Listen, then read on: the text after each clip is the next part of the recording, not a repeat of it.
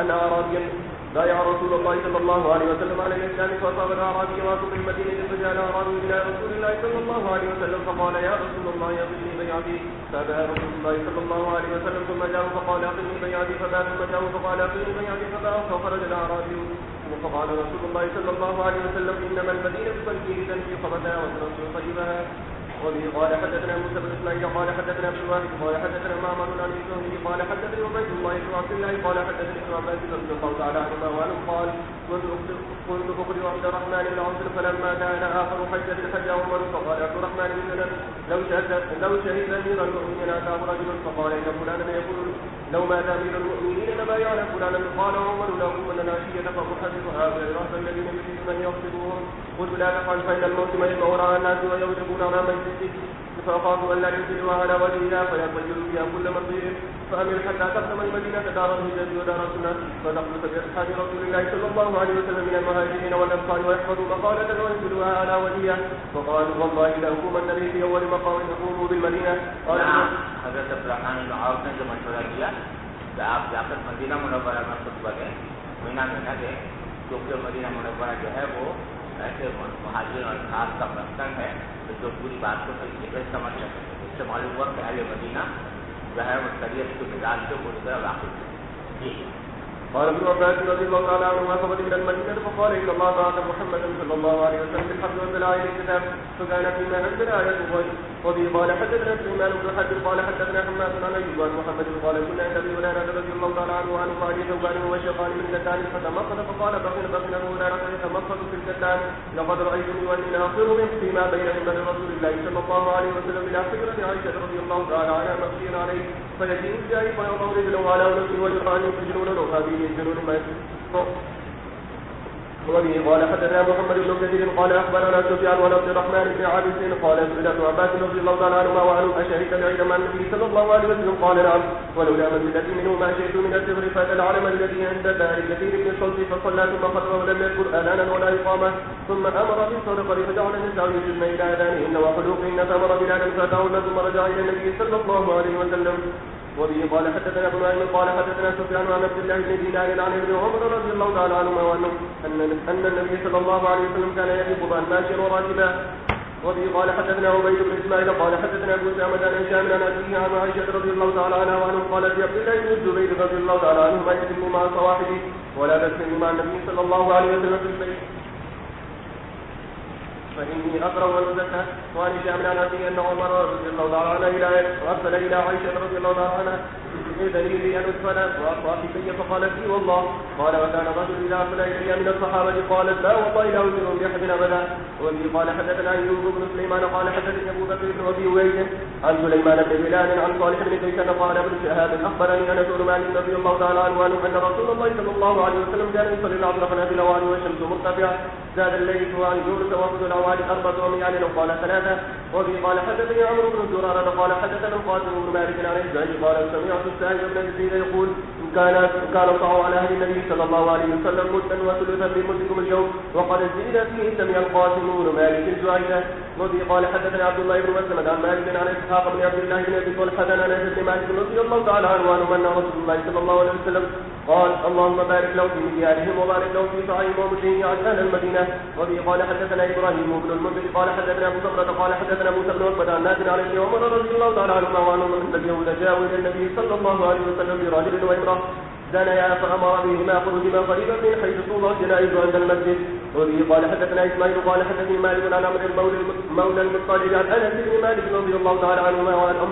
ان رسول الله صلى الله عليه وسلم طلع له احد فقال هذا جبل يحبنا ونحب اللهم ان ابراهيم حرم مكه الولي وحرم ما بين الابديه تابعه سهل عن النبي صلى الله عليه وسلم في احد.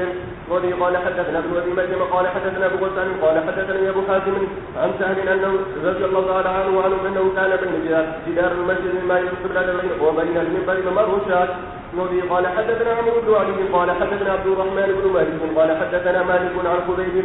عن خبيب بن عبد الرحمن عن حفص بن عاصم عن ابي هريره رضي الله تعالى عنه قال قال رسول الله صلى الله عليه وسلم ما بين بيتي ومنبري روضة من رياض الجنة ومنبري على حوضي. وبه قال حدثنا موسى بن اسماعيل قال حدثنا جويرية عن نافع عن عبد الله رضي الله تعالى عنه قال سابق النبي صلى الله عليه وسلم بين الخيل فأرسلت التي يزملت منها وامد ولحفها الى ثنية الوداع والتي لم تضمر امد وثنية الوداع الى مسجد بني سريج وان عبد الله كان في من سابقه. وبه قال حدثنا اسحاق قال اخبرنا عيسى وابن الجريد وابن ابي غنية عن ابي حيان عن الشعبي عن ابن عمر رضي الله تعالى عنهما وانه قال سمعت عمر على منبر النبي صلى الله عليه وسلم. وبه قال حدثنا ابو الجمال قال اخبرنا شعيب عن الزهري قال اخبرني سعيد بن يزيد قال سمعت عثمان بن عفان رضي الله تعالى عنه وعنه خطيبا على منبر رسول الله صلى الله عليه وسلم. وبه قال حدثنا محمد بن بشار قال حدثنا ابن الاعلى قال حدثنا هشام بن حسان ان هشام بن عروه حدثه عن ابيه ان عائشه رضي الله تعالى عنها وعنه قالت قد كان في قوله وجه رسول الله صلى الله عليه وسلم هذا المرسل فنشرع فيه جميعا. وبه قال حدثنا مسدد قال حدثنا عباد بن عباد قال حدثنا عزم الاحمد عن انس رضي الله تعالى عنه حلف النبي صلى الله عليه وسلم بين الانصار وقريش في دار الذي في المدينه وقال نشاطا يدعو على احيان بني سليم. وبه قال حدثنا ابو كريم قال حدثنا ابو سامه قال حدثنا بريد عن ابي بردة رضي الله تعالى عنه قال قدمت المدينة فلقيني عبد الله بن سلام رضي الله تعالى عنه فقال لي انطلق الى المنزل فاسقيك في قدح شرب فيه رسول الله صلى الله عليه وسلم وتصلي في مسجد صلى فيه النبي صلى الله عليه وسلم فدرست معه فاسقاني سويكا وطعمني تمرا وصليت في مسجده. وبه قال حدثنا سعيد بن ربيع قال حدثنا علي بن المبارك عن يحيى بن ابي كثير قال حدثني عكرمة قال حدثني ابن عباس ان عمر رضي الله تعالى عنه حدثه قال حدثني النبي صلى الله عليه وسلم قال اتاني ليلة آدم ربي وهو بن عقيل يصلي في هذا الوادي المبارك وقل عمرة وحجة وقال هارون بن اسماعيل حدثنا علي عمرة في حجة. وبه قال حدثنا محمد بن يوسف قال حدثنا سفيان عن عبد الله بن دينار عن ابن عمر رضي الله تعالى عنهما قال وقت النبي صلى الله عليه وسلم قال لاهل نجد والجفة لاهل الشام وذا الحليفة لاهل المدينة قال سمعت هذا من النبي صلى الله عليه وسلم وبلغني ان النبي صلى الله عليه وسلم قال ان لاهل اليمن يلملم ومثل العراق فقال لم تكن عراق يومئذ. وبه قال يعني عراق کے بارے میں ذکر کیا گیا کہ عراق والوں کی میقات کیا ہے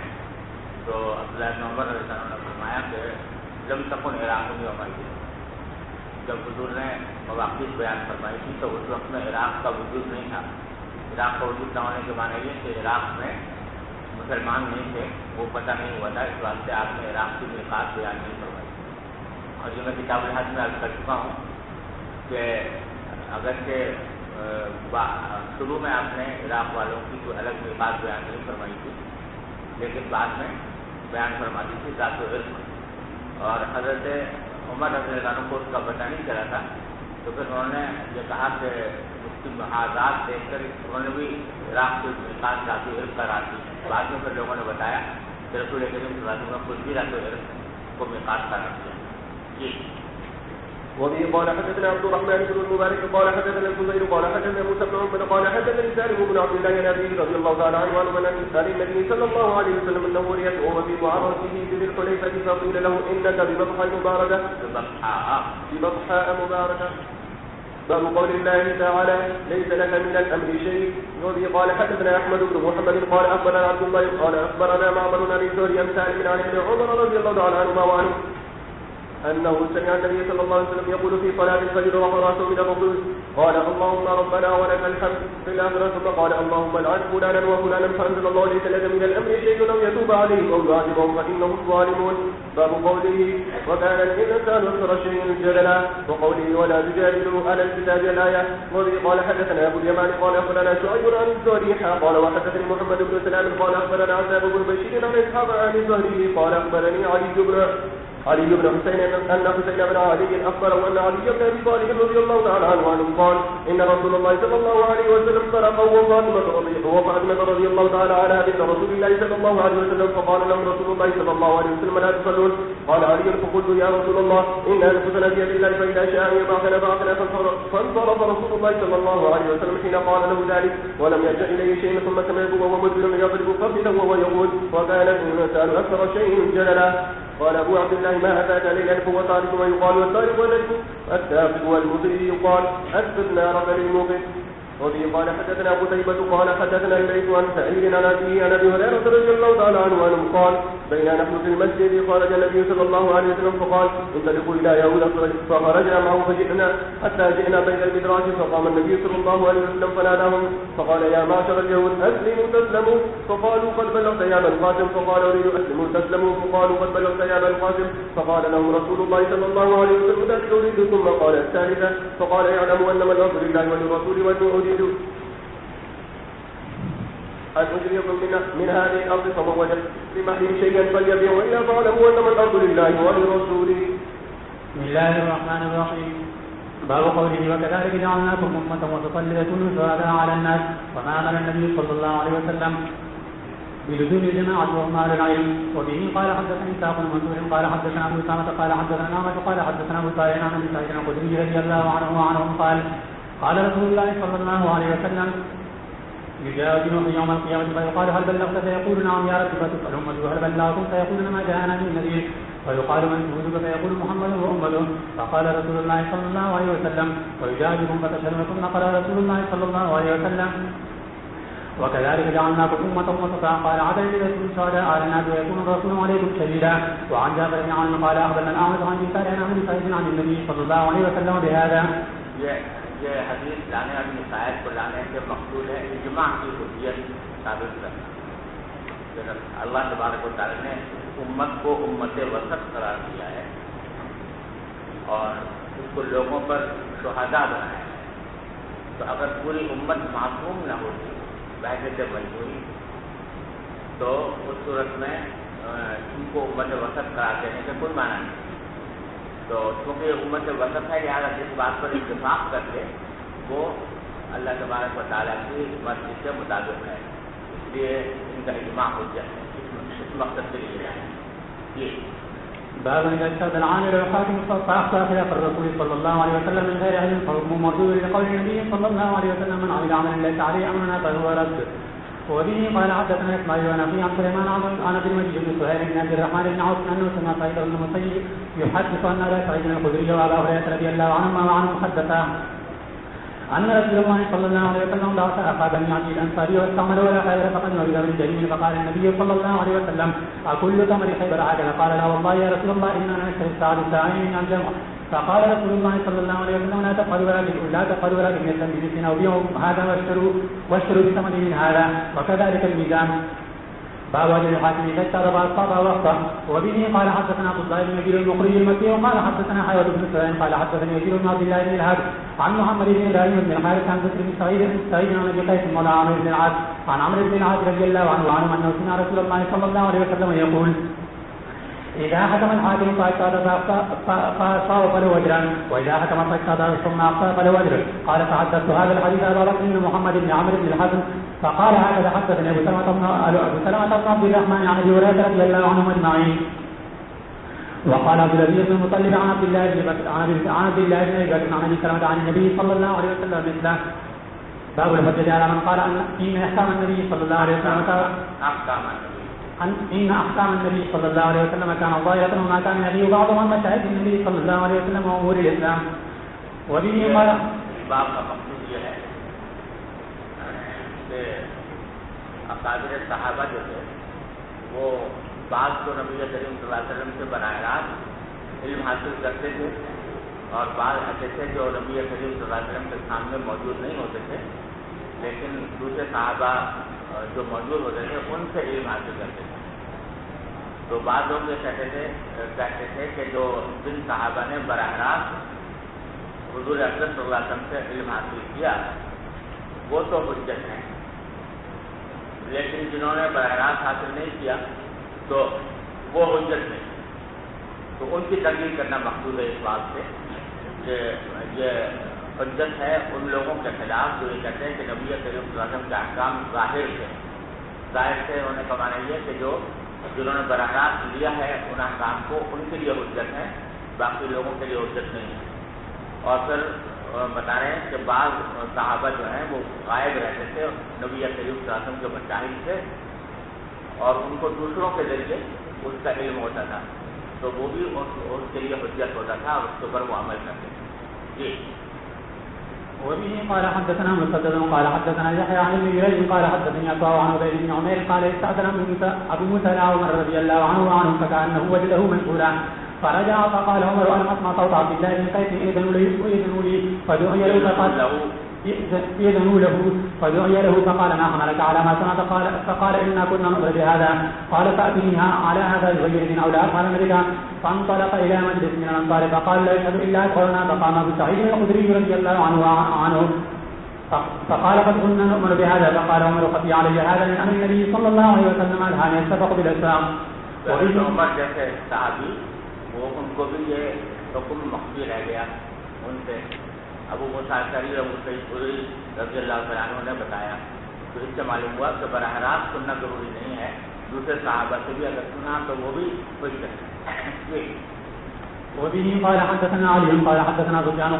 قال حدثنا الزهري انه سمع من الاعرج يقول اخبرني ابو هريره رضي الله عنه وعنهم قال انكم تزعمون ان ابا هريره يكثر الحديث على رسول الله صلى الله عليه وسلم والله المهاجر اني كنت امرا مسكين اعظم رسول الله صلى الله عليه وسلم على غيبتي وكان المهاجرون يكثر المستفق بالاسواق اذا كان بالانصار يدخلون القيام على اموالهم فشهدت من رسول الله صلى الله عليه وسلم ذات يوم فقال من يصف رداءه حتى يقضي مقالته ثم يقبل فلم ينس شيئا سمعه مني فبسطت بردة كانت علي قول الذي بعثه بالحق ما نسير شيئا سمعته منه. باب من رأى ترك النبي من النبي صلى الله عليه وسلم حجة الله من غير رسوله صلى الله عليه وسلم. یعنی اگر نبی کریم صلی اللہ علیہ وسلم کسی بات کو دیکھیں اور رکھ کے نقیل نہ فرمائیں تو وہ تو حجت ہے، لیکن اگر کسی بات کو کسی نے اور نے دیکھا اور نقیل نہیں کی تو دوسرے کا نقیل نہ کرنا حجت نہیں. جی. وبه قال حدثنا حماد بن حميد قال حدثنا عبيد الله بن معاذ قال حدثنا ابي قال حدثنا شعبة عن سعد بن ابراهيم عن محمد بن المنكدر قال رأيت جابر بن عبد الله رضي الله عنهما وعنهم يحلف بالله ان ابن الطائف الدجال قلت تحلف بالله قال اني سمعت عمر يحلف على ذلك ان النبي صلى الله عليه وسلم فلم ينكره النبي صلى الله عليه وسلم. یعنی حضرت محمد بن منکدر کہتے ہیں کہ میں نے جابر بن عبداللہ کو دیکھا رضی اللہ عنہما کہ وہ اللہ کی قسم کھا کر کہہ رہے تھے کہ ابن الطائف جو ہے وہ دجال ہے، ابن سیاد دجال ہے. تو میں نے ان سے کہا کہ آپ اللہ کی قسم کھا کر کہہ رہے ہیں؟ تو اس پر انہوں نے کہا کہ میں نے حضرت عمر کو سنا کہ وہ قسم کھا رہے تھے، قسم کھا کر کہہ رہے تھے کہ ابن سیاد دجال ہے، اور یہ بات حضور اقدس صلی اللہ علیہ وسلم کے سامنے کہی تھی انہوں نے. تو حضور خاموش رہے اور ان کے اوپر نقیل نہیں فرمائی. تو اس سے معلوم ہوا کہ واقعتاً ابن سیاد دجال ہے. اب یہ ابن سیاد کا مسئلہ تو پڑھ چکا ہوگا نا پہلے. تو اس کے بارے میں نبی کریم صلی اللہ علیہ وسلم کو شروع میں کچھ تردد رہا کہ پتہ نہیں یہ کیا ہے، کیا حقیقت ہے، کیونکہ اس میں بعض وہ علامات پائی جاتی تھیں جو نبی کریم صلی اللہ علیہ وسلم مسیح دجال کی بیان کرنا ہے. کہ کئی حدیثیں پیچھے آپ نے پڑھی ہوں گی کہ آپ تشریف لے گئے، ان کو دیکھا اور اس کی باتیں سننے کی کوشش کی اور بات بھی کی اس سے. اور حضرت ابو سعید خدری رضی اللہ عنہ کی حدیث آپ نے مسلم میں پڑھی ہوگی کہ وہ شروع میں کہتا رہا کہ مجھ پر لوگ بڑا ظلم کرتے ہیں کہ مجھے دجال قرار دیتے ہیں، حالانکہ حضور نے فرمایا تھا کہ اس کی اولاد نہیں ہوگی اور میری اولاد ہو گئی ہے. اور حضور نے فرمایا تھا کہ مدینہ وہ حرمین میں داخل نہیں ہوگا، اور میں مدینہ منورہ میں ہی پیدا ہوا اور وہیں رہتا بھی ہوں اور مکہ جا رہا ہوں. تو پھر آخر میں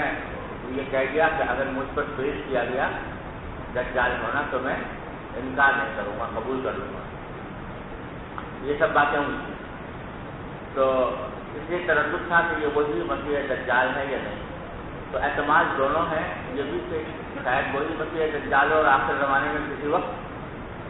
اس کو دجال بنا کر ظاہر کیا جائے. اور یہ بھی احتمال ہے کہ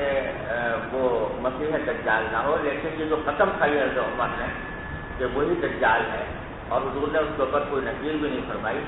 تو اس سے بظاہر یہ معلوم ہوتا ہے کہ مراد یہ ہے کہ بہت سے دجاجلے آنے والے ہیں نا قیامت تک. حضور نے فرمایا تھا کہ 30 کے قریب دجال آئیں گے، تو ان میں سے ایک ہے. تو چاہے وہ مسیح دجال نہ ہو جس کو آخر وقت میں جس کے خروج کا ذکر احادیث میں آیا ہے، لیکن دجال کوئی نفسی دجال ہونے میں شبہ نہیں ہے، اس واسطے اس کے اوپر قسم کھا لی ہے عمر نے، اور حضور نے اس کے اوپر تنقید نہیں فرمائی. جی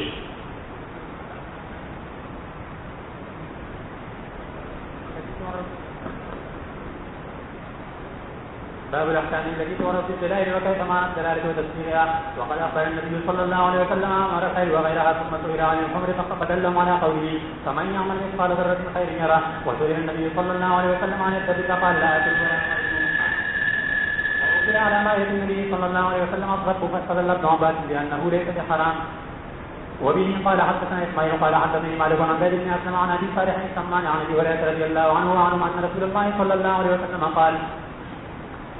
الخير لثلاثة لرجل أجر ولرجل ستر وعلى رجل وزر. فأما الذي لو أجر فرجل نبتات من سبيل الله فأطال في مرج أو قال في روضة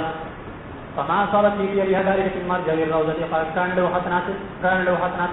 ولو أنها قطعت في يدها فاستمن شرفا وشرفا ولو أنها قطعت في يدها فاستمن شرفا وشرفا كانت آثارها وأرواحها حسنات الله. ولو أنها مرت بنار فشربت منه ولم يرد أن يسقي به كان ذلك حسنات الله. وهي لذلك رجل أجر ورجل نبتا عني متعصبا ولم يستحق الله في رقابها ولا جوهها فهي له ستر. ورجل نبتا سحرا وريا فهي على ذلك ستر.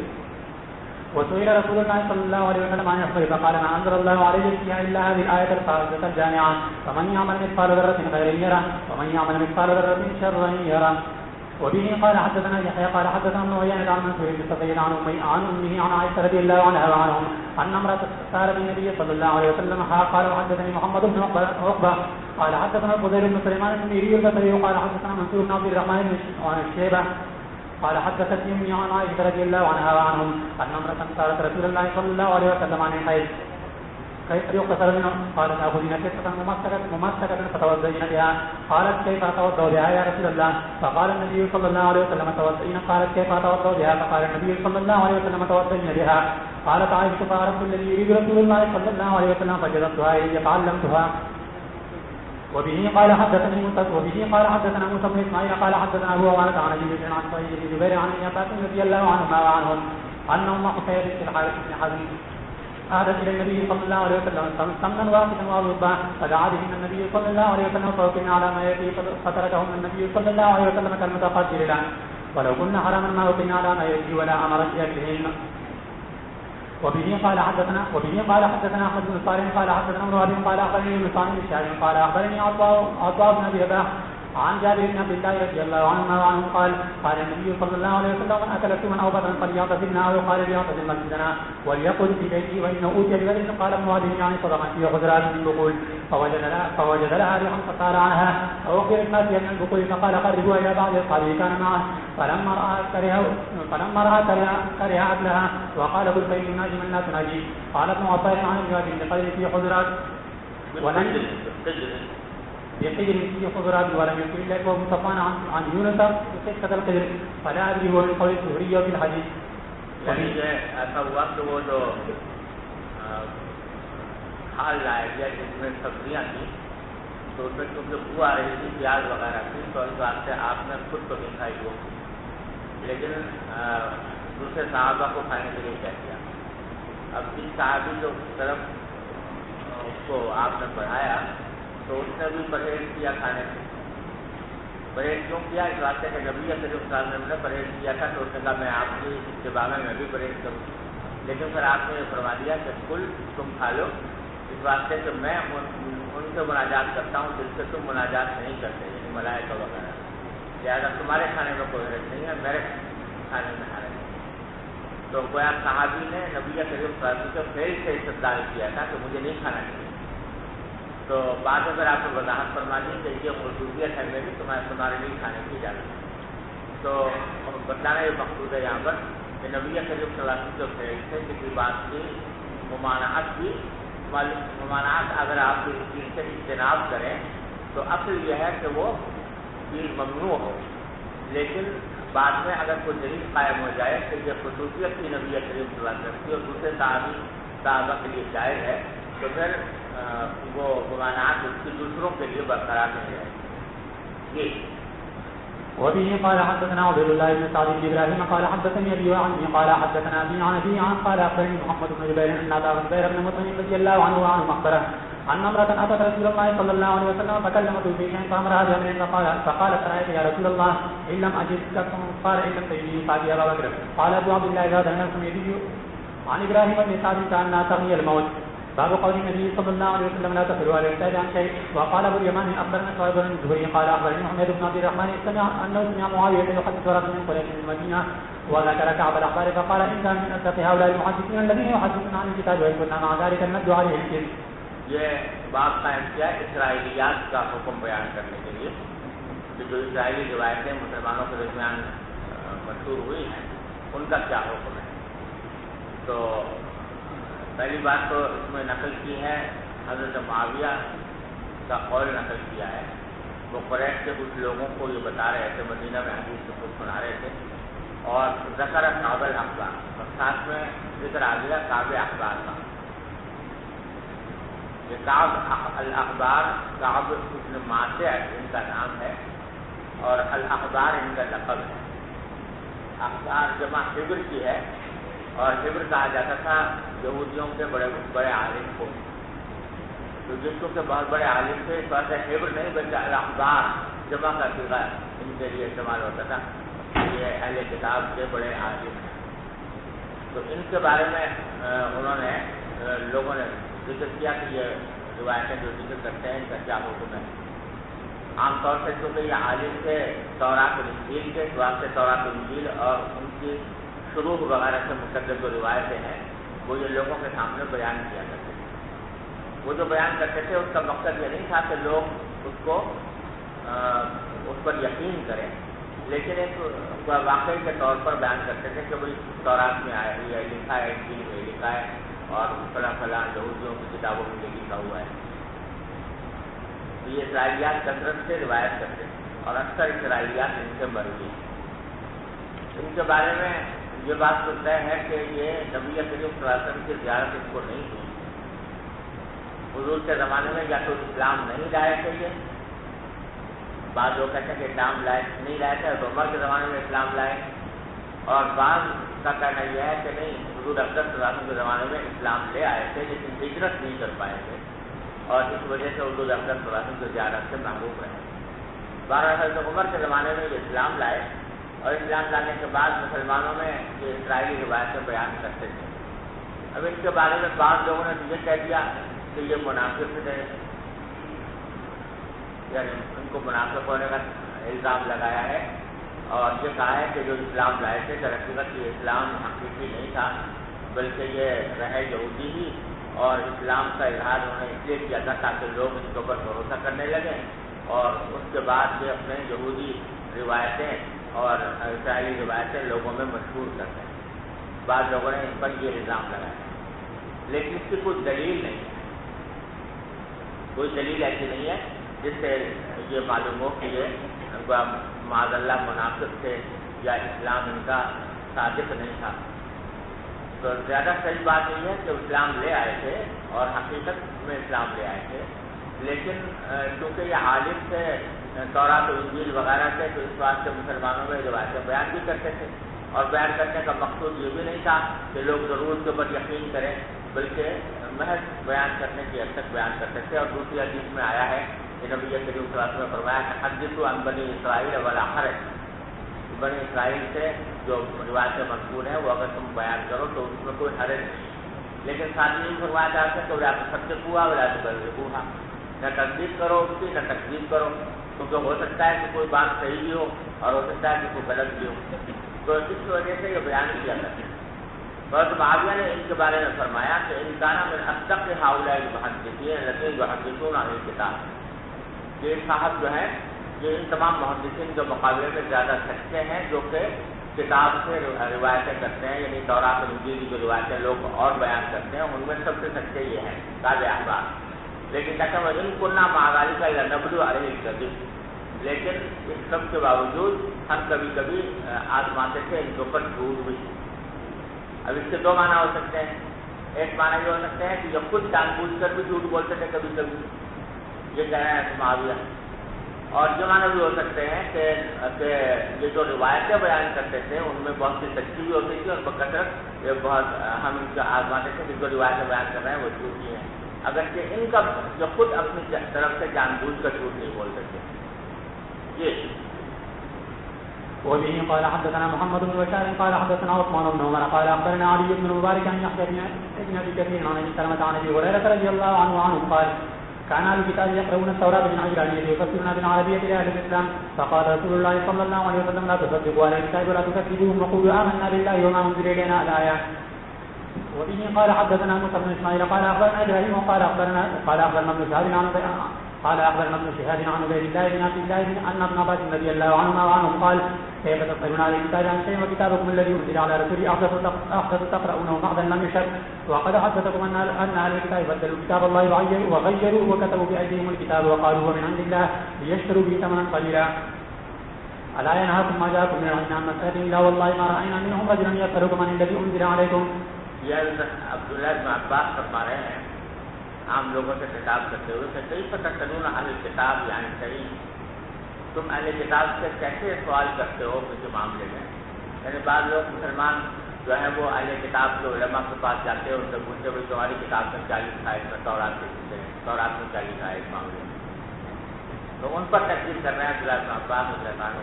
کہ تم اہل کتاب سے کسی معاملے کا کیوں پوچھتے ہو، حالانکہ وہ کتابوں کو میں لگی انزل علی رسولی احدث، حالانکہ وہ کتاب جو نازل ہوئی ہے اللہ تعالیٰ نے نازل فرمائی اپنے آخری نبی کے اوپر صلی اللہ علیہ وسلم، تو وہ احدث ہے یعنی زیادہ نئی ہے، نئی کتاب ہے ان کتابوں کے مقابلے میں جو پہلے تھیں. تقرؤونہ محضا لم یکتب، تم اس کتاب کو پڑھتے ہو اس حالت میں کہ وہ خالص ہے، محض ہے یعنی خالص ہے، لم یکتب اس میں کوئی شائبہ غلطی کا نہیں ہے. وقد حدثکم اور اسی کتاب نے تم کو یہ بات بتائی ہے کہ اللہ اہل کتاب بدلوا کتاب اللہ وغیروا، پہلے کتاب میں اللہ کی کتاب میں تبدیلیاں بھی کی ہیں، تملیغ بھی کی ہے، وکتبوا بأیدیہم الکتاب اور اپنے ہاتھوں سے کتاب لکھی ہے، اور کیا لکھا ہے وقالوا هو من عند اللہ لیشتروا به ثمنا قلیلا. الا ینہاکم ما جاءکم من العلم عما سلف، جو علم تمہارے پاس آیا ہے کیا وہ تمہیں روکتا نہیں اس بات سے کہ ان سے سوال کرو. اور بڑے غلط کی بات یہ ہے کہ لا واللہ ما رأینا منہم رجل یسألکم عن الذی انزل علیکم، اللہ کی قسم ہم نے کسی ان میں سے اہل کتاب میں سے کسی شخص کو نہیں دیکھا کہ وہ تم سے پوچھتا ہو کہ تمہارے اوپر کیا نازل ہوا ہے اس معاملے میں، تو وہ تو سوال کرتے نہیں اور تم جا کر سوال کرو، یہ غیرت کی بات ہے، ایسا نہیں کرنا چاہیے. جی باب نهى النبي صلى الله عليه وسلم عن التحريم الا ما يعرف اباحته وكذلك امره نحو قوله حين احلوا يسيروا من النساء وقال ذلك ولم يعظم عليهم ولكن احلهن لهم وقالت ام عطيه نهينا عن ابتداء الزنا ولم يعظم علينا. یہ بتانا مقصود ہے نبی صلی اللہ علیہ وسلم عن التحریم کہ حضور اگر کسی چیز سے نہیں فرمائیں تو اس میں اصل یہ ہے کہ وہ تحریم پر محمول ہو، یعنی اس سے حرمت ثابت ہو کسی چیز، الا ما يعرف اباحته، البتہ اگر دوسرے دلائل سے ثابت ہو جائے کہ نہیں جو تھی یہ نہی تحریم نہیں تھی بلکہ نہی تنزیہ تھی اور وہ اصل میں مباح ہے وہ چیز، تو پھر اس صورت میں مباح ہونے کا حکم لگایا جائے گا. اسی طرح آپ کا امر جو ہے اگر کسی چیز کا آپ امر فرمائیں تو اصل ہے وہ وجوب کے لیے، لیکن اگر کوئی دوسری دلیل ثابت ہو جائے، قرینہ ثابت ہو جائے کہ یہاں امر وجوب کے لیے نہیں ہے بلکہ استحباب کے لیے ہے یا اباحت کے لیے ہے تو اس صورت میں اسی پر معمول کیا جائے گا. تو اس کی مثال کر رہے ہیں کہ حین احلوا اصیبوا من النساء، جب آپ حلال ہو گئے حج سے تو آپ نے لوگوں سے کہا کہ اصیبوا من النساء، اپنے عورتوں کے پاس جا سکتے ہو، تو یہ حکم جو تھا بظاہر تو امر ہے لیکن وہ کوئی وجوب کے لیے نہیں تھا. تو حضرت جابر کہتے ہیں ولم یعظم علیہ، کہ آپ نے یہ جو کہا تھا کہ عورتوں کے پاس جاؤ اس میں کوئی آپ نے فرض قرار نہیں دیا تھا، ولکن احلہن لہم، لیکن حلال کر دیا تھا عورتوں کو لوگوں کے لیے کہ اب تمہارے لیے احرام کھولنے کے بعد عورتیں حلال ہو گئی ہیں. تو یہاں حضرت جابر کے قول سے پتہ چل گیا کہ یہ امر جو تھا یہ وجوب کے لیے نہیں تھا بلکہ اباحت کے لیے تھا. اور حضرت ام عطیہ فرماتے ہیں کہ نہینا عن اتباع الجنائز ولم یعظم علینا، کہ حضور نے ہمیں جنازے کو پیچھے جانے سے عورتوں کو منع کیا تھا لیکن ہم پر کوئی لازم نہیں کیا تھا کہ ضرور بالکل نہ جائیں، یعنی حرام قرار نہیں کیا تھا. ان میں عقیہ کے قول سے معلوم ہوا کہ جو نہیں جو تھی یہ تحریم کے لیے نہیں تھی. جی. وبه قال حدثنا المكي بن ابراهيم عن ابن جريج قال جابر وقال محمد بن بكر وقال محمد بن بكر حدثنا ابن جريج اخبرني قال اخبرني عطاء قال سمعت جابر بن عبد الله رضي الله عنه وعن في ناس معه قال على اصحاب رسول الله صلى الله عليه وسلم في الحج قال ليس معه عمره قال عطاء قال جابر فقدم النبي صلى الله عليه وسلم الصبح على رأس مضت من ذي الحجه فلما قدمنا امرنا النبي صلى الله عليه وسلم ان نحل وقال احلوا واسروا من النساء قال عطاء قال جابر ولم يعزم عليهم ولكن حلهن لهم فبلغه أن نقول لما لم يكن بيننا وبين عرفة إلا خمس فأمرنا أن نحل إلى نسائنا فنأتي عرفة تقصر مساجد من المسجد قال ويقول جابر بيده هكذا وحركها فقام رسول الله صلى الله عليه وسلم فقال قد علمتم أني أتقاكم الله وأتقاكم أبركم ولولا أن لحللت كما تحلون فحلوا فلو استقبلت من أمري ما استدبرت ما سجدت فحللنا وسمعنا وأطعنا. وبه قال حدثنا ابو معمر قال حدثنا عبد الوارث عن الحسين عن ابن بريدة قال حدثني عبد الله المدني عن النبي صلى الله عليه وسلم قال صلوا قبل صلاة المغرب قال رسالة لمن شاء كراهية أن يتخذها الناس سنة. صلوا قبل صلاة المغرب پہلے جو فرمایا تھا یہ امر کا صیغہ تھا، جس سے ظاہر یہ تھا کہ یہ وجوب کے لیے ہو، لیکن آپ نے خود فرما دیا لمن شاء، جو چاہے وہ پڑھے، تو معلوم ہوا کہ یہ امر جو ہے وجوب کے لیے نہیں ہے. جی. باب كراهية الاختلاف. وبه قال حدثنا إسحاق قال أخبرنا عبد الرحمن بن مهدي عن سلام بن أبي مسلم عن ابي عمران الجوني عن جندب بن عبد الله رضي الله عنه قال قال رسول الله صلى الله عليه وسلم يتلو القرآن ما تركت قلوبكم فإذا اختلفتم فقوموا عنه. قال أبو عبد الله سمع عبد الرحمن سلما. وبه قال حدثنا إسحاق قال أخبرنا عبد الصمد قال حدثنا عمام قال حدثنا ابو عمران الجوني عن جندب رضي الله عنه أن رسول الله صلى الله عليه وسلم قال اقرأوا القرآن ما تركت قلوبكم فإذا اختلفتم فقوموا عنه. وقال يزيد بن هارون عن الأعور قال حدثنا ابو عمران عن جندب رضي الله عنه عن النبي صلى الله عليه وسلم. وبه قال حدثنا إبراهيم بن موسى قال أخبرنا هشام عن معمر عن الزهري عن عبيد الله بن عبد الله عن ابن عباس رضي الله عنهما وعنهم قال لما حضر النبي صلى الله عليه وسلم قال وفي البيت رجال فيهم عمر بن الخطاب قال هلم اكتب لكم كتابا ان تضلوا بعده. فقال عمر ان النبي صلى الله عليه وسلم غلبه الوجه عندكم القران حسبنا كتاب الله واختلف اهل البيت واختلفوا ومنهم من يقول قربوا يكتب لكم رسول الله صلى الله عليه وسلم كتابا لن تضلوا بعده ومنهم من يقول ما قال عمر. فلما أكثر اللغط والاختلاف عند النبي صلى الله عليه وسلم قال قوموا عني. قال عبيد الله فكان ابن عباس رضي الله عنهما وعنهم يقول إن الرزية كل الرزية ما حال بين رسول الله صلى الله عليه وسلم وبين أن يكتب لهم ذلك الكتاب من اختلافهم ولغتهم. باب قول الله وأمر مشورة لا يوم مشاورة في الأمر وأن المشاورة قبل العزم والتسليم لقوله فإذا عزمت فتوكل على الله فإذا عزم الرسول لم يكن جلسا التقدم على الله ورسوله. وشاور النبي صلى الله عليه وسلم أصحابه يوم أحد في المقام والخروج فرأوا له الخروج فلما لبث سلامته وعزم فقالوا أقيم فلم يمل إليه بعد العزم. وقال لا ينبغي النبي أن يلبس سلامته فيضعه حتى يحكم الله. وشاور عليا وأسامة فيما رماني أهل الإثم عائشة فسمع منهما حتى نزل القرآن فجلد الراني ولم يلتفت إلى تنازعهم ولكن حكم بما أمره الله. وكانت الأئمة بعد النبي صلى الله عليه وسلم يستشيرون الأمناء من أهل العلم في أمور المباحة ليأخذوا بأسهلها فإذا وضع الكتاب والسنة لم يعتدوا إلى غيره اقتداء بالنبي صلى الله عليه وسلم. ورأى بكر قتال ممن عد الزكاة فقال عمر كيف تقاتل الناس وقد قال رسول الله صلى الله عليه وسلم أمرت أن أقاتل الناس حتى يقولوا لا إله إلا الله فإذا قالوا لا إله إلا الله وسموا مني دماءهم وأموالهم إلا بحقها وحسابهم على الله. فقال أبو بكر والله لو قاتلن من فرق بين ما جمع رسول الله صلى الله عليه وسلم ثم تابعه بعد عمر. فلم يلتفت أبو بكر إلى ما اشترط إذا كان عنده حكم رسول الله صلى الله عليه وسلم في الذين فرقوا بين الصلاة والزكاة وأرادوا تسوية الدين وأحكامه. وقال مشورہ کرنا تو فرض ہے امیر کے ذمہ میں، لیکن اگر کوئی مشورہ ایسا دے جو اس کے خلاف کوئی صریح حکم موجود ہو امیر کے پاس کتاب اللہ کا یا سنت کا، تو پھر وہ مشورہ قبول نہ کرے بلکہ اس صریح حکم پر عمل کرے. جیسے حضرت صدیق اکبر نے کیا.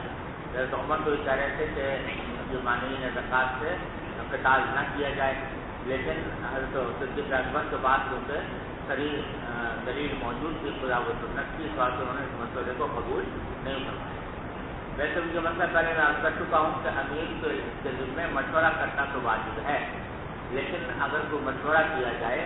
تو اس مشورے کو قبول کرنا اس کے ذمہ لازم ہے یا نہیں، اس میں اختلاف ہے۔ پہلے بتا چکا ہوں نا پہلے، تو بعض حضرات کہتے ہیں کہ واجب ہے اس کو قبول کرنا، بعض کہتے ہیں کہ نہیں واجب ہے۔ اور تکویر دونوں میں یہ ہے کہ اگر امیر جو ہے وہ مستجمع ہو لجمیع شروط الامیر، جس میں علم، حکمت اور سب چیزیں موجود ہوں،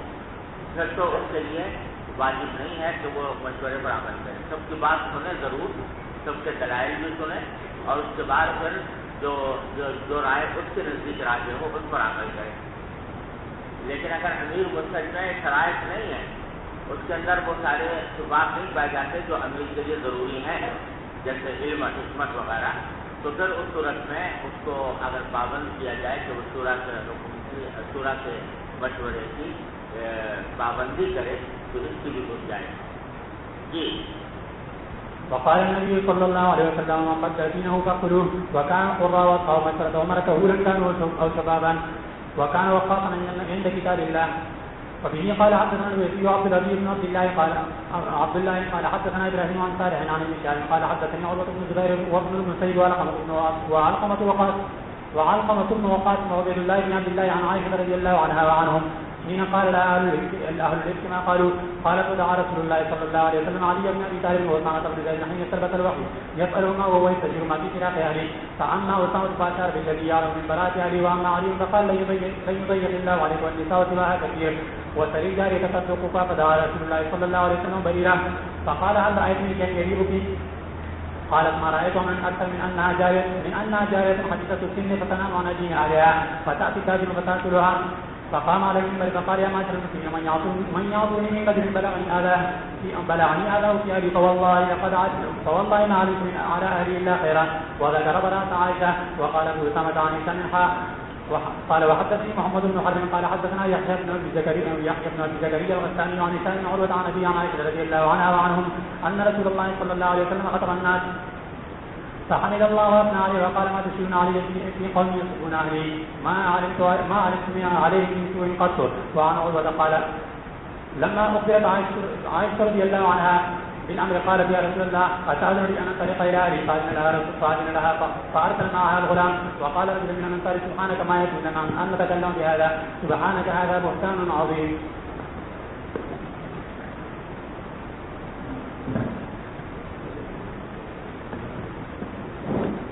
بسم الله الرحمن الرحيم. كتاب الرد على الجهمية وغيرهم التوحيد. باب ما جاء في دعاء النبي صلى الله عليه وسلم. یہ کتاب الرد علی الجہمیہ وغیرہ یہ آخری کتاب ہے صحیح بخاری کی، اور در حقیقت یہ پچھلے کتاب الاعتصام میں کتاب سنت جو آئی تھی اسی کا یہ سلبی پہلو ہے، یعنی وہاں تو جو فرمایا گیا تھا کہ کتاب و سنت کے ساتھ تمسک یہ صحیح دین کا صحیح تفسیر و تعبیر ہے، لیکن جن لوگوں نے کتاب و سنت سے تمسک صحیح طریقے پر نہیں کیا اور اپنی طرف سے نئے نئے عقائد ایجاد کیے یا نئے اعمال ایجاد کیے جن کو مبتدعہ کہا جاتا ہے، تو اب اس کتاب میں ان کی تردید مقصود ہے۔ تو پہلے اس بات کا حق کا اور اس میں تردید ہے باطل کی، کہ باطل عقائد جن لوگوں نے وضع کیے ان کی تردید اس میں مقصود ہے۔ یہ جو کتاب کا عنوان ہے یہ بعض نسخوں میں صرف کتاب الرد علی الجہمیہ کی وغیرہ میں ہے، بعض نسخوں میں صرف کتاب التوحید ہے، اور بعض میں دونوں کو جمع کیا گیا ہے۔ بعض نسخوں میں جمع اس طرح کیا گیا ہے کہ کتاب رد الجہمیہ کی توحید، تو اس میں یہ ہے کہ جہمیہ کا توحید کو رد کرنا، اور بعض میں بعض میں یہاں جیسے یہاں پر ہے معرف باللہ میں کتاب الرد علی الجہمیہ وغیرہم، اس کے بعد التوحید کا لفظ ہے، تو اس توحید کے لفظ کو بعض لوگوں نے منسوب پڑھا ہے، اور وہ اس وجہ سے کہ رد جو مصدر آیا ہے پیچھے اس کا یہ مفعول ہے، کتاب الرد علی الجہمیہ وغیرہم التوحید، لیکن یہ جو توجیہ ہے یہ بڑی دور اثر معلوم ہوتی ہے۔ زیادہ صحیح یہ ہے کہ یہ اصل میں بعض نسخوں میں رد علی الجہمیہ تھا، بعض میں صرف کتاب التوحید تھی، لیکن کسی ناسخ نے دونوں کو اکٹھے جمع کر دیا، کتاب الرد علی الجہمیہ وغیرہ بھی لکھ دیا اور التوحید بھی لکھ دیا، تو یہ کسی ناسخ کا عمل معلوم ہوتا ہے۔ اور اگر یہ امام بخاری کی طرف سے ہے تو پھر زیادہ صحیح توجیہ اس کی یہ ہے کہ کتاب الرد علی الجہمیہ وغیرہم یہ ایک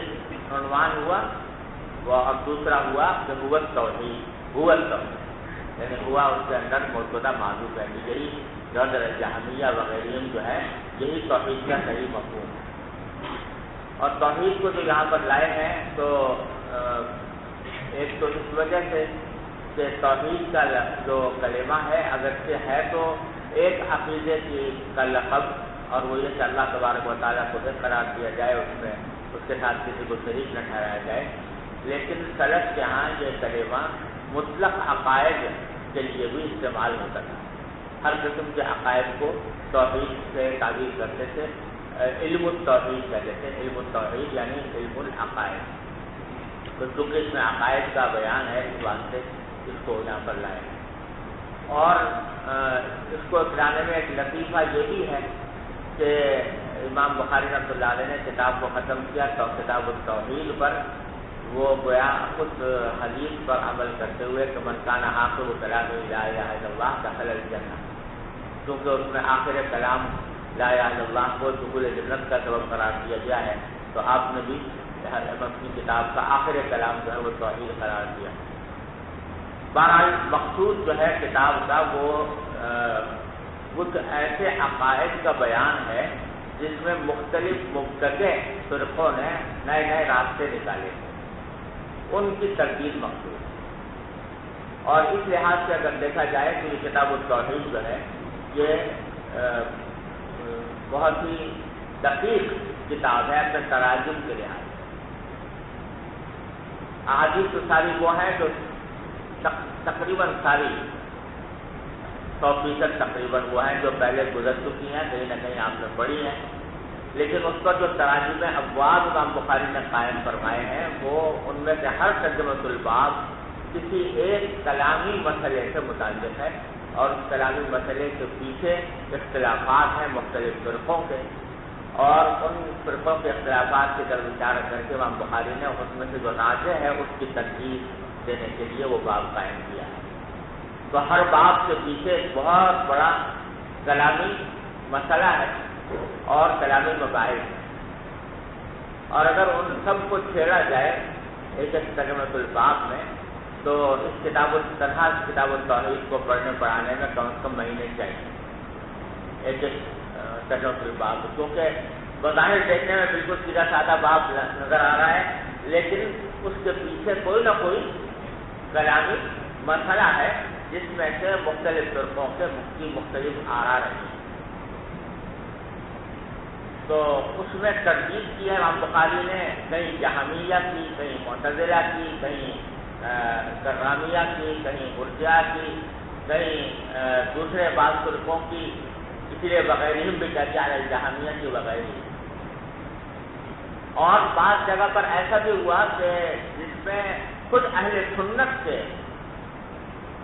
درمیان کسی مسئلے میں اختلاف تھا فروعی عقائد میں، تو ان میں سے جو مسلک ان کے نزدیک راجح ہے اس کو ترجمۃ الباب میں بیان کیا۔ تو یہاں پر پہلے تو یہ سمجھ لیجیے کہ یہ جہمیہ جن کا نام لیا امام بخاری نے یہ کون تھے؟ یہ جہمیہ جو ہے یہ منسوب ہے جہم بن صفوان کی طرف، اور یہ ایک شخص تھا جو اصل میں ترمذ میں پیدا ہوا تھا ماوران نہر میں، جو آج کل کیا کہتا ہے وہ ازبکستان، اس کے علاقے ترمز میں پیدا ہوا ہے، اور اس نے کچھ عقائد کا اختیار کیے تھے، اور اس کا بھی ترقیقت جو منبع اور ماخذ تھا وہ ایک اور شخص تھا جس کا نام تھا جعد بن درہم۔ اس کے ساتھ یہ اٹھتا بیٹھتا تھا، اس نے کچھ عقائد سیکھے تھے، اور جعد بن درہم جو ہے یہ بھی ملحدین میں سے تھا، جس نے مختلف بڑے زبردست معاملات میں عقائد باطلہ اس نے ایجاد کیے تھے۔ اور یہ ہشام بن عبد الملک، خلیفہ ہشام بن عبد الملک کے زمانے میں تھا، اور جو یہاں اس علاقے میں یہ تھا تو وہاں کا گورنر تھا خالد بسرانی، تو وہ اس نے اس کو جعد بن درہم کو ارتداد کے وجہ سے قتل کیا تھا۔ اور بلکہ اس کا ایک لطیفہ یہ تھا کہ عید الاضحیٰ کا دن تھا، تو عید الاضحیٰ کے دن یہ جعد بن درہم کو اپنے ساتھ لے کر آیا جو حاکم تھا، اور اس نے خطبہ دیتے ہوئے لوگوں سے کہا کہ بھائی آپ لوگوں کو اپنی قربانیاں مبارک ہوں، اللہ تعالیٰ سب کی قربانیاں قبول فرمائیں، اور آج میں قربانی کروں گا جعد بن درہم، انی مضحی بجعد بن درہم۔ اس کو اس طرح میں قتل کیا۔ اس کے ساتھ یہ جہاں بن صفوان سے بھی تعلقات تھے، اور اس نے پھر رفتہ رفتہ اپنے عقائد کو اور آگے بڑھایا، اور آگے بڑھا کر پھر وہ اس مستقل فرقے کی بنیاد ڈال دیا جس کو جہمیہ ہے۔ اس کے یوں تو عقائد بہت سے خراب تھے، لیکن ان میں 3 باتیں زیادہ نمایاں ہیں جہمیہ کے عقائد میں۔ ایک تو ایمان کی تعریف میں، آپ کتاب الایمان کے طرف آپ نے پڑھ لیا ہوگا کہ جہمیہ کا عقیدہ یہ تھا کہ کوئی شخص اگر دل میں بس ایمان کا ارادہ کر لے تو یہ کافی ہے اس کے ایمان کے لیے۔ اقرار باللسان بھی ضروری نہیں، اور عمل بالارکان بھی ضروری نہیں، لہذا اگر کوئی شخص دل میں ایمان رکھتا ہو، چاہے زبان سے دل میں اگر تصدیق ہو اس کے، تو زبان سے چاہے وہ کلمہ کفر کہے، چاہے بت پرستی کرے، چاہے تسلیث کا قائل ہو، یہ سب وہ مومن ہے ہر حال میں۔ ایک تو ان کا عقیدہ یہ تھا۔ دوسرا عقیدہ جس کی زیادہ تر تردید کی امام بخاری نے، وہ ہے انکار صفات کا۔ یہ باری تعالیٰ کی صفات کے منکر تھے یہ لوگ، یعنی جو باری تعالیٰ کے لیے صفات آئی ہیں کہ ان کے لیے صفت سمع ہے، صفت بصر ہے، صفت ارادہ ہے وغیرہ، ان تمام صفات سے انکار کرتے ہیں، سمجھے نا؟ تو اور استدلال یہ تھا کہ اگر صفات کو باری تعالیٰ کی یہ صفات مانی جائیں تو یا تو وہ عین ہوں گی یا غیر ہوں گی باری تعالیٰ کی۔ اگر عین ہے تو مرکب ہونا لازم آیا اللہ تعالیٰ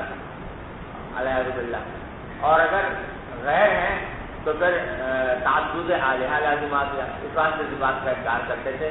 اور یہ بیہودہ بات انہیں کسی کے ہوا سمیع لا سمع لہ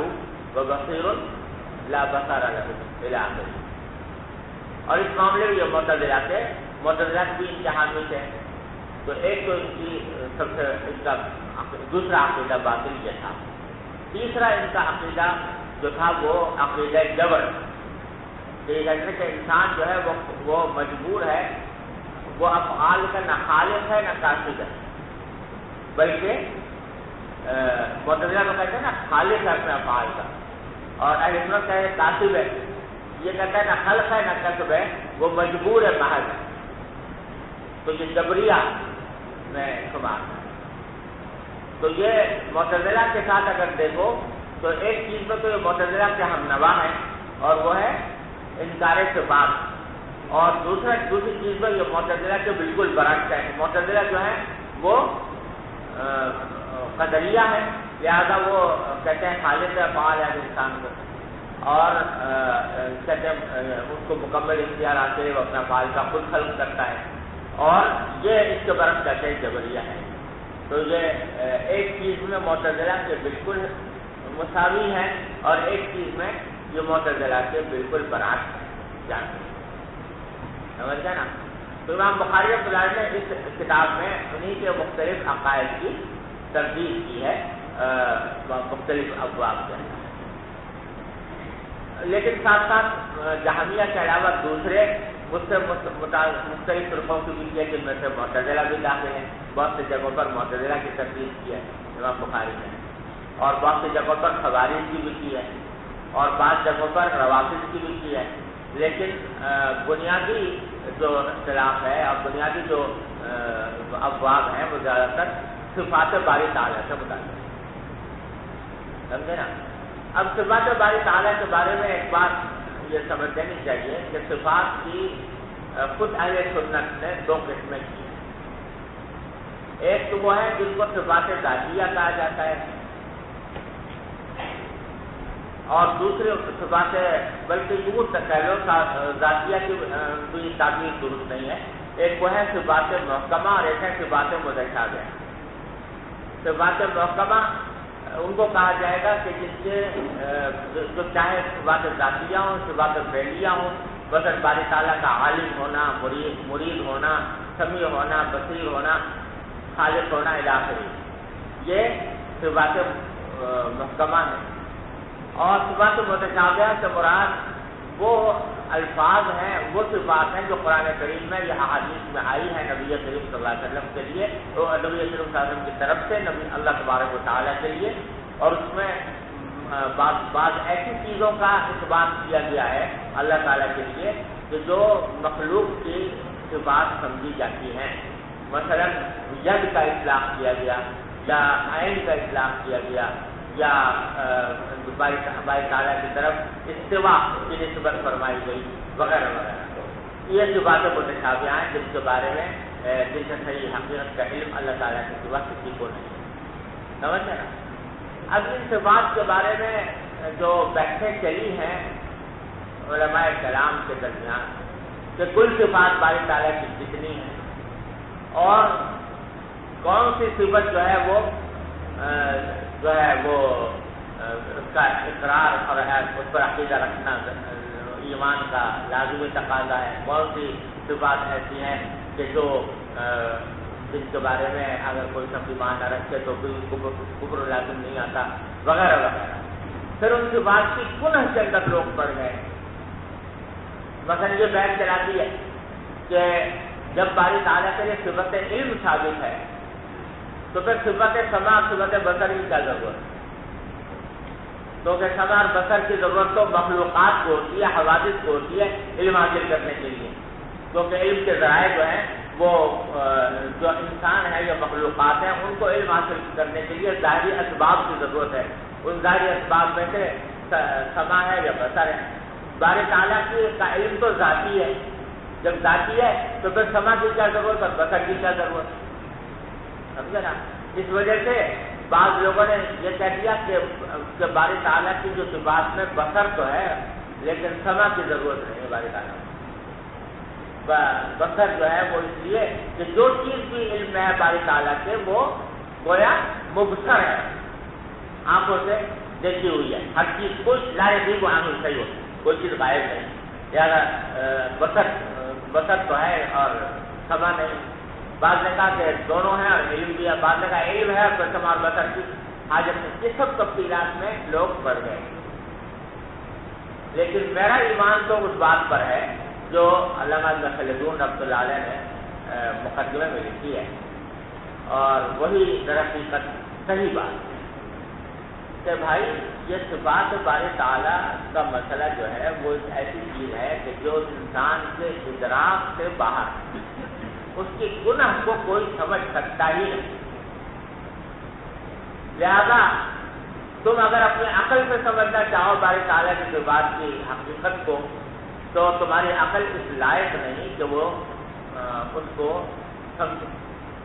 اور اس کی مثال ابن خلدون نے یہ کی ہے کہ جیسے کوئی ترازو ہوتی ہے, اس ترازو کے اندر چھوٹی سی ترازو جس میں سونے چاندی تولنے کے لیے بنائی گئی ہے. تو اس میں سونا تولو چاندی تولو تو ٹھیک ہے، وہ صحیح جواب دے گی. لیکن اگر اس چھوٹی سی ترازو میں تم پہاڑ تولنا چاہو تو ترازو ٹوٹ جائے گی اور مقصد حاصل نہیں ہوگا. تو یہ جو عقل ہمیں اللہ تعالیٰ نے دی ہے کہ یہ چھوٹی سی محدود چیز ہے، اس سے تک جو تمہارے کرنے کے کام ہیں ان کو سوچو، ان کے اوپر عمل کرو. لیکن باری تعالیٰ کی کنو حقیقت اور باری تعالیٰ کے صفات کی کنو حقیقت کی تلاش میں اگر پڑ جاؤ تو اس عقل کا نہ صحیح استعمال ہے، نہ اس عقل میں یہ تحمل ہے کہ وہ ان سب چیزوں کو برداشت کر سکے. لہٰذا ان تمام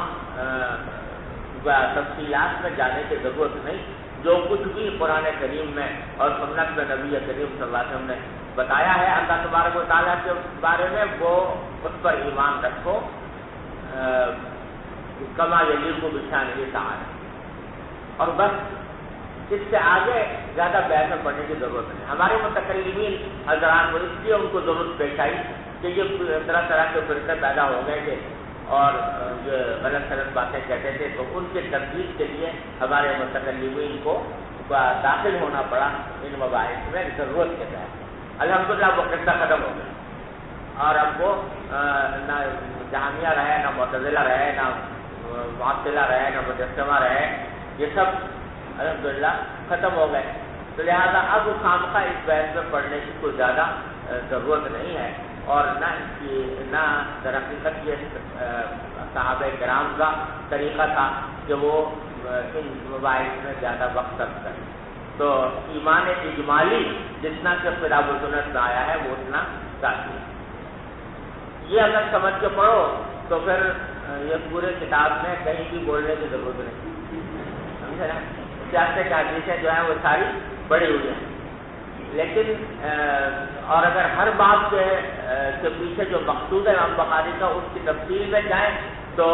اس کے لیے مہینے چاہیے. لیکن میں اختصار کے ساتھ تھوڑا تھوڑا اشارہ ضرور کروں گا انشاءاللہ جہاں پر امام بخاری نے اس ترجمۃ الباب سے کسی مسئلے کی طرف استدلال کیا، کسی مسئلے پر استدلال کیا ہے. یہ پہلا باب قائم کیا باب ما جاء فی دعاء النبی صلی اللہ علیہ وسلم امته یا توحید اللہ تبارک اسماءہ و تعالی جل. تو اس میں تو مطلق توحید کا بیان ہے، آگے پھر اس بات کا ذکر مستقلاً آئے گا. جی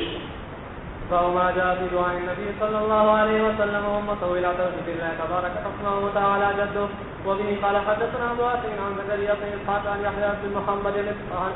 عن يحيى بن محمد بن عبد الله بن سيرين عن ابي معبد عن ابن عباس رضي الله عنهما وعنهم ان النبي صلى الله عليه وسلم بعث معاذ الى اليمن. قال وحدثني عبد الله بن ابي الاسود قال حدثنا الفضل بن العلاء قال حدثنا اسماعيل بن اميه عن يحيى بن محمد بن عبد الله بن سيرين انه سمع ابا معبد مولى بن عباس رضي الله عنه يقول سمعت ابن عباس رضي الله عنهما وعنهم يقول لما بعث النبي صلى الله عليه وسلم معاذ بن جبل نحو اهل اليمن قال له انك تقدم على قوم من اهل الكتاب فليكن اول ما تدعوهم الى ان يوحدوا الله فاذا عرفوا ذلك فاخبرهم ان الله فرض عليهم خمس صلوات في يوم وليلتهم فاذا صلوا فاخبرهم ان الله فرض عليهم صلاه زكاه في اموالهم تؤخذ من غنيهم فترد على فقيرهم فاذا قالوا بذلك فخذ منهم وتوقف كرائم اموال الناس. وبه قال حدثنا محمد بن بشار قال حدثنا غندر قال حدثنا شعبة عن ابي حسين والاشعث بن سليم انهما سمعت اسود بن هلال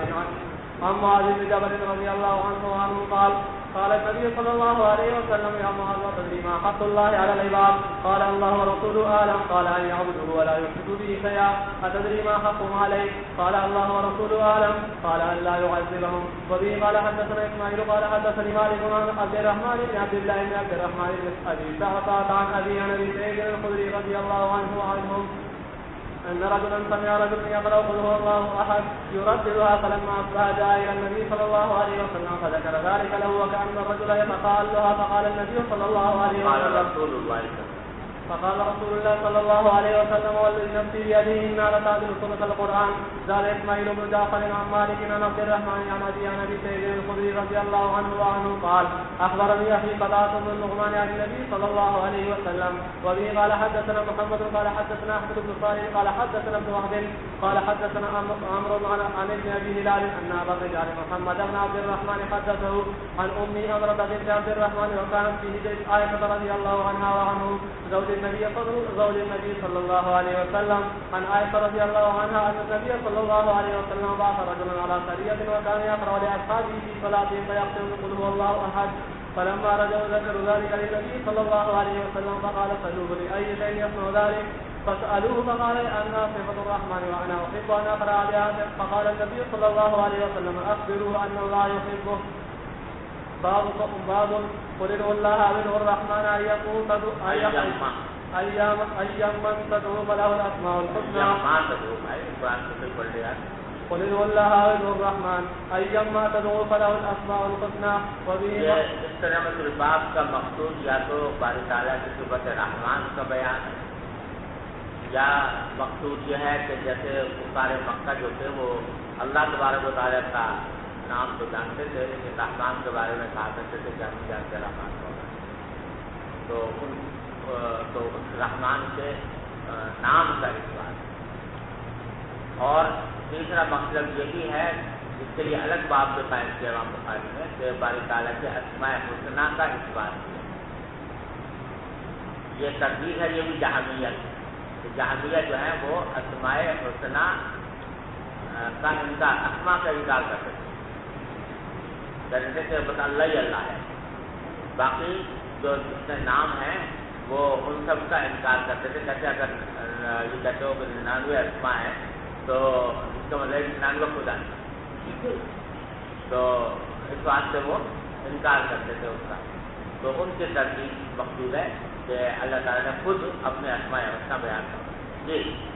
وبه قال حدثنا محمد قال اخبرنا ابو معاويه عن الاعمش عن زيد بن وهب وابي سفيان عن جرير بن عبد الله رضي الله عنه قال رسول الله صلى الله عليه وسلم لا يرحم الله من لا يرحم الناس. وبه قال حدثنا ابو النعمان قال حدثنا حماد بن زيد عن عاصم الاحول عن ابي عثمان النهدي عن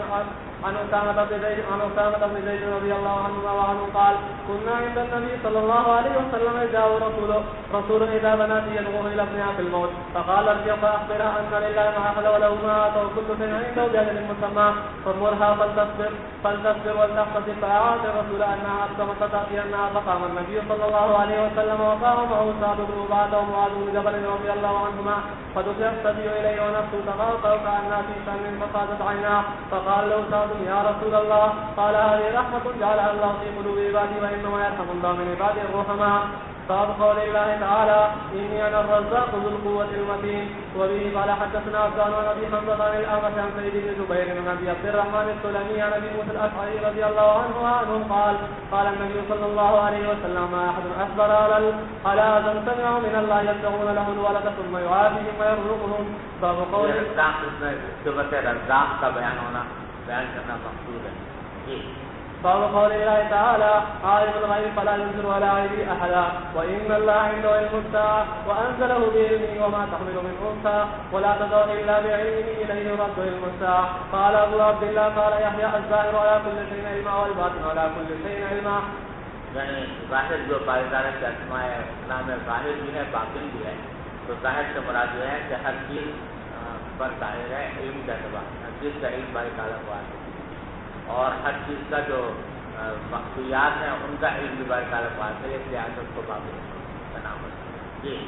وبه قال حدثنا خالد بن محمد قال حدثنا سليمان بن بلال قال حدثني عبد الله بن دينار عن ابن عمر رضي الله عنه عن النبي صلى الله عليه وسلم قال مفاتيح الغيب خمس لا يعلمها الا الله لا يعلم ما تغيب الارحام الا الله وما يعلم ما في غد الا الله ولا يعلم متى ياتي المطر احد الا الله ولا تدري نفس باي ارض تموت الا الله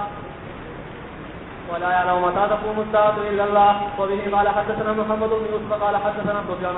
عن إسماعيل عن الشعبي عن مسروق عن عائشة رضي الله عنها وعنه قالت من حدثك أن محمدا رأى ربه فقد كذب وهو يقول لا تدرك الأبصار ومن حدثك أنه يعلم الغيب فقد كذب وهو يقول لا يعلم الغيب إلا الله. باب قول الله تعالى السلام المؤمن. وبه قال حدثنا احمد بن يونس قال حدثنا زهير قال حدثنا مغيث قال حدثنا شقيق بن سلمة قال عبد الله رضي الله عنه وعنهم كنا نصلي خلف النبي صلى الله عليه وسلم فنقول السلام على الله فقال النبي صلى الله عليه وسلم إن الله هو السلام ولكن قولوا التحيات لله والصلوات والطيبات السلام عليك أيها النبي ورحمة الله وبركاته. السلام علينا وعلى عباد الله الصالحين. أشهد أن لا إله إلا الله وأشهد أن محمدا عبده ورسوله. باب قول الله تعالى ملك الناس فيه ابن عمر رضي الله عنهما عن النبي صلى الله عليه وسلم. جو بارے تعالیٰ نے فرمایا گیا تو اس میں ایک احتمال یہ ہے کہ یہ ملک راجے ہے بارے تعالیٰ کی صفت قدرت کی طرف، جو بارے تعالیٰ کی صفت ذات، اور یہ بھی ہو سکتا ہے کہ اس سے مراد غلبہ ہو، اور غلبہ جو ہے بارے تعالیٰ کی صفت فعلیہ ہے، تو دونوں کی طرف اشارہ مقصود ہو سکتا ہے جی. وبه قال حدثنا احمد بن صالح قال حدثنا ابن وهب قال اخبرني ابو صالح بن شهاب عن سيدنا ابي هريره رضي الله عنه وعنه عن النبي صلى الله عليه وسلم قال يقبل الله الارض يوم القيامه ويقبل السماء بيمينه ثم يقول انا الملك واين ملوك الارض. وقال فيمر الزبيدي وابن مسافر واسحاق بن يحيى بن الزهري عن ابي سلمة. باب قول الله تعالى وهو العزيز الحكيم سبحان ربك رب العزة ولله العزة ولرسوله ومن حرم بعزة الله وصفاته. وقال انس رضي الله عنه قال النبي صلى الله عليه وسلم تقول جهنم قد وعزتك. وقال بارے تعالیٰ کے اسماء الحسنی میں عزیز بھی ہیں جو بارے تعالیٰ کی صفت عزت کی طرف اوپر دلالت کرتا ہے. تو بارے تعالیٰ کی صفت عزت جو ہے وہ بیان کرنا مقصود ہے، اور ساتھ ہی یہ ثابت کرنا بھی مقصود ہے کہ جو عزت ہے جو صفات ہیں وہ بھی قدیم ہے، بارے تعالیٰ کی جو صفات ہیں وہ قدیم ہے، اس واسطے کہ اس سے قسم کھانے کی اجازت دیتی. وعزت رب وعزت اللہ وعزت رب بلا وعزت تجربہ اسلام میں فرمایا تھا.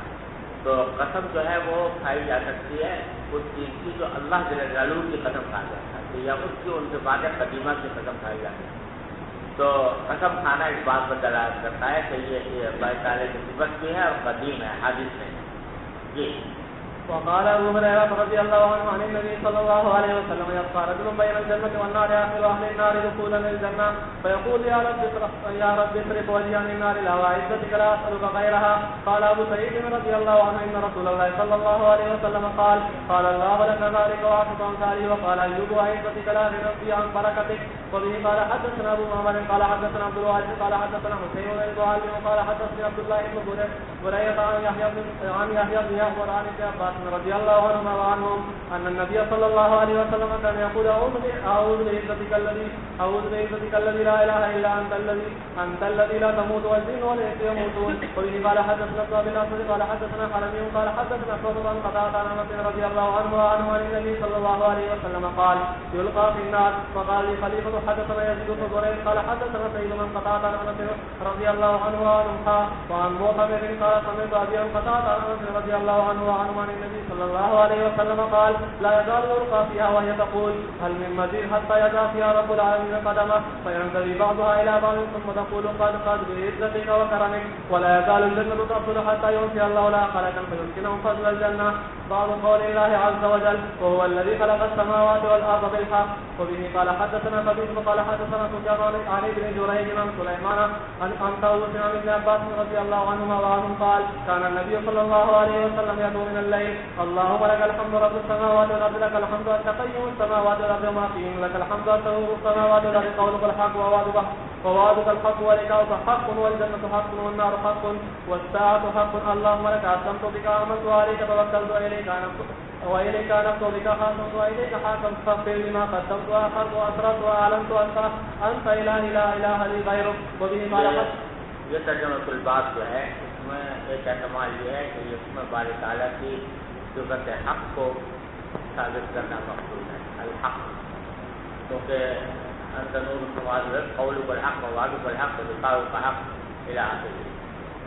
اور بعد نے کہا کہ اس سے مقصود صفت خلق کی ایک بات مقصود ہے خلق السماوات والارض. اور جیسا میں نے عرض کیا کہ ہر ایک محفل میں لمبی چوڑی کہتے ہیں، ہر ایک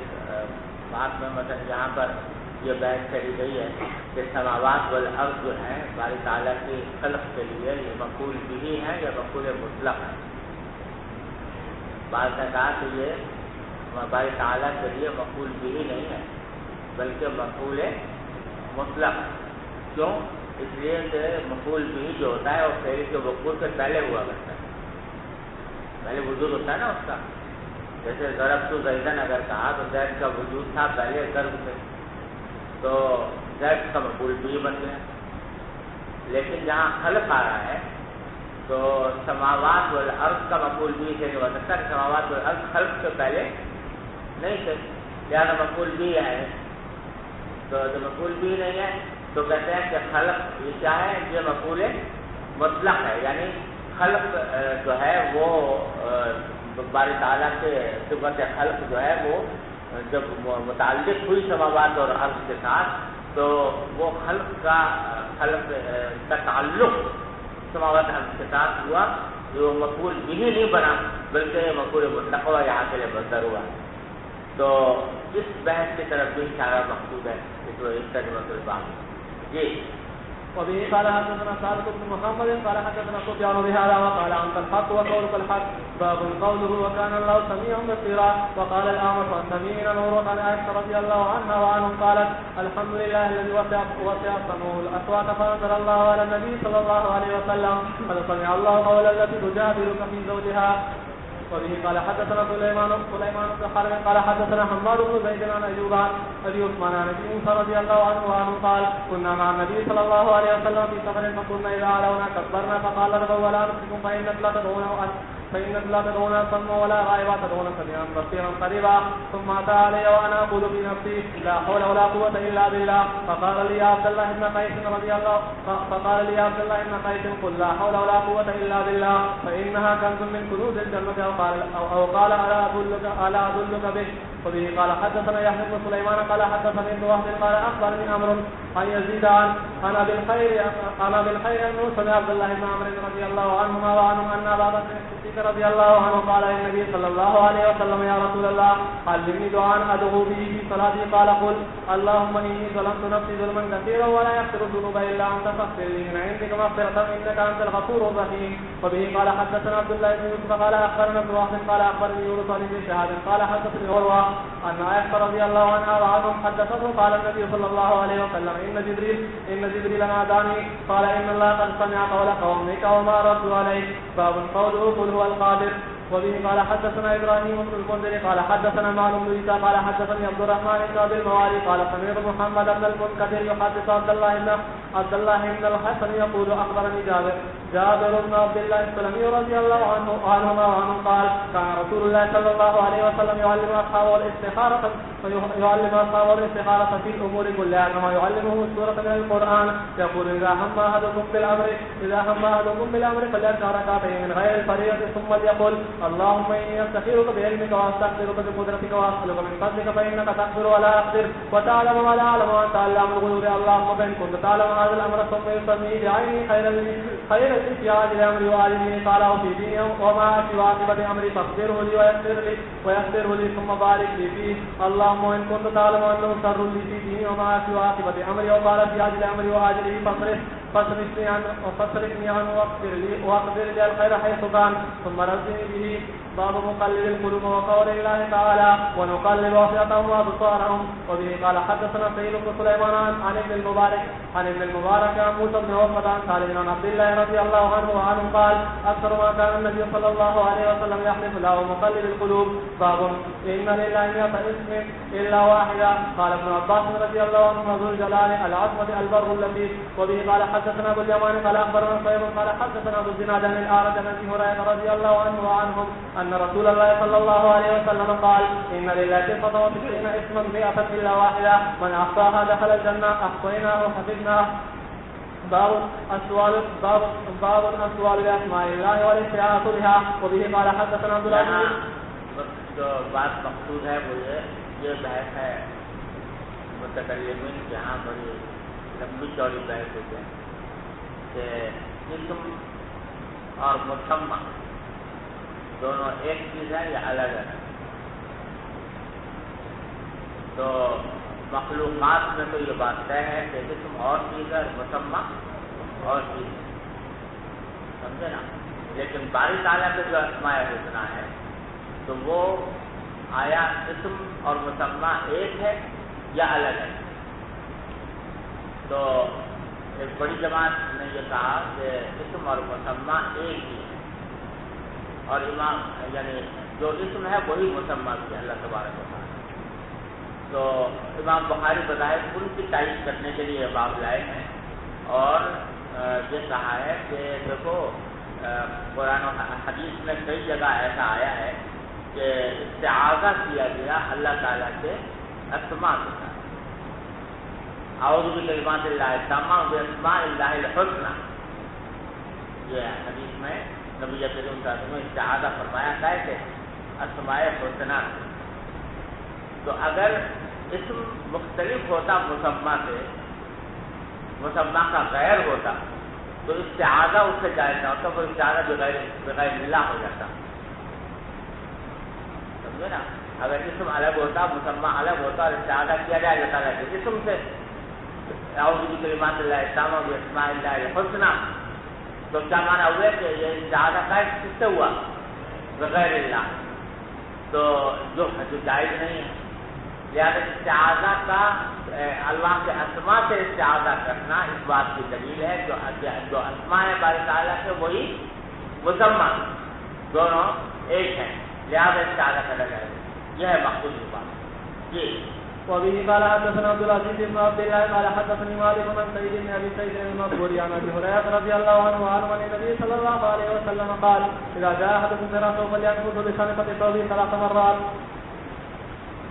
وليقل باسمك ربي وذات جنبي وبك ارفعه ان امسكت نفسي فاغفر لها وان ارسلتها فاحفظها بما تحفظ به عبادك الصالحين. تابعه يحيى وبشر المفضل عن عبيد الله عن سعيد عن ابي هريره رضي الله عنه عن النبي صلى الله عليه وسلم وزاد زهير وابو زمرة واسماعيل بن زكريا عن عبيد الله عن سعيد عن ابي هريره رضي الله عنه عن النبي صلى الله عليه وسلم.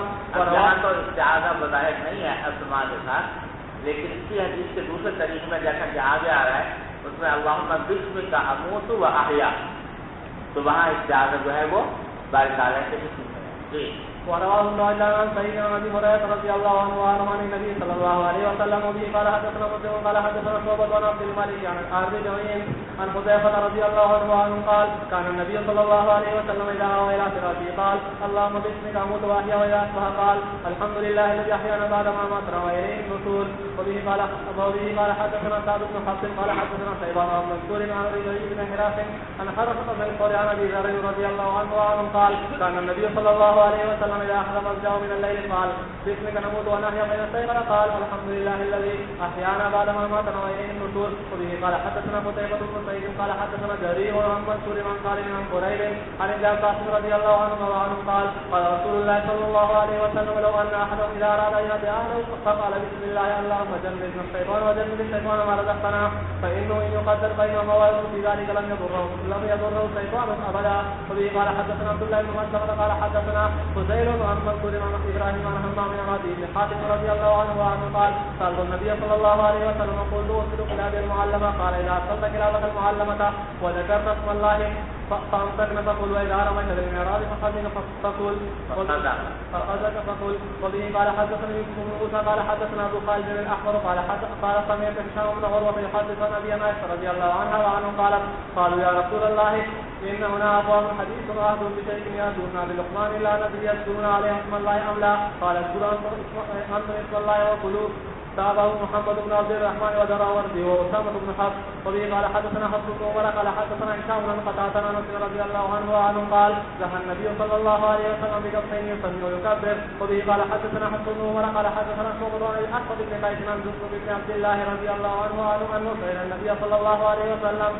النبي صلى الله عليه وسلم يوم النهر صلى ثم خطب فقال من ذبح قبل ان يصلي فليصلي مكان اخرى فمن الذي يصلي فليصلي بسم الله. به قال حدثنا ابو نعيم قال حدثنا ورقاء عن عبد الله بن زياد عن ابن عمر رضي الله عنه قال النبي صلى الله عليه وسلم ولا تحلفوا بآبائكم ومن كان حالفا فليحلف بالله. باب ما يذكر في الذات والنهوض وأقسام الله تعالى وقال قبيل وذلك في ذات الله وذكر الذات باسمه. یہاں اس باب کا مقصود یہ ہے کہ کیا باری تعالیٰ کے اوپر لفظ ذات کا اطلاق ہو سکتا ہے یا نہیں. تو بعض لوگوں کا کہنا ہے کہ یہ ذات کا لفظ باری تعالیٰ کے لیے استعمال کرنا درست نہیں، کیونکہ ذات اصلاً مؤنث ہے، روح کا مؤنث ہے ذات، تو باری تعالیٰ تانیث سے مبرہ ہے. لہٰذا ذات کا استعمال نہیں کرنا چاہیے، لیکن دوسرا ذات نے کہا نہیں جس طرح استعمال ہو سکتا ہے، اور اگرچہ اصل وضع کے اعتبار سے ذات جو ہے وہ مؤنث ہو ذو کا، لیکن استعمال میں یہ مؤنث کے ساتھ خاص نہیں ہوتی، استعمال میں مذکر کے لیے بھی استعمال ہوتی ہے، اور خاص طور سے جب اللہ تعالیٰ کے لیے استعمال کیا جائے تو پھر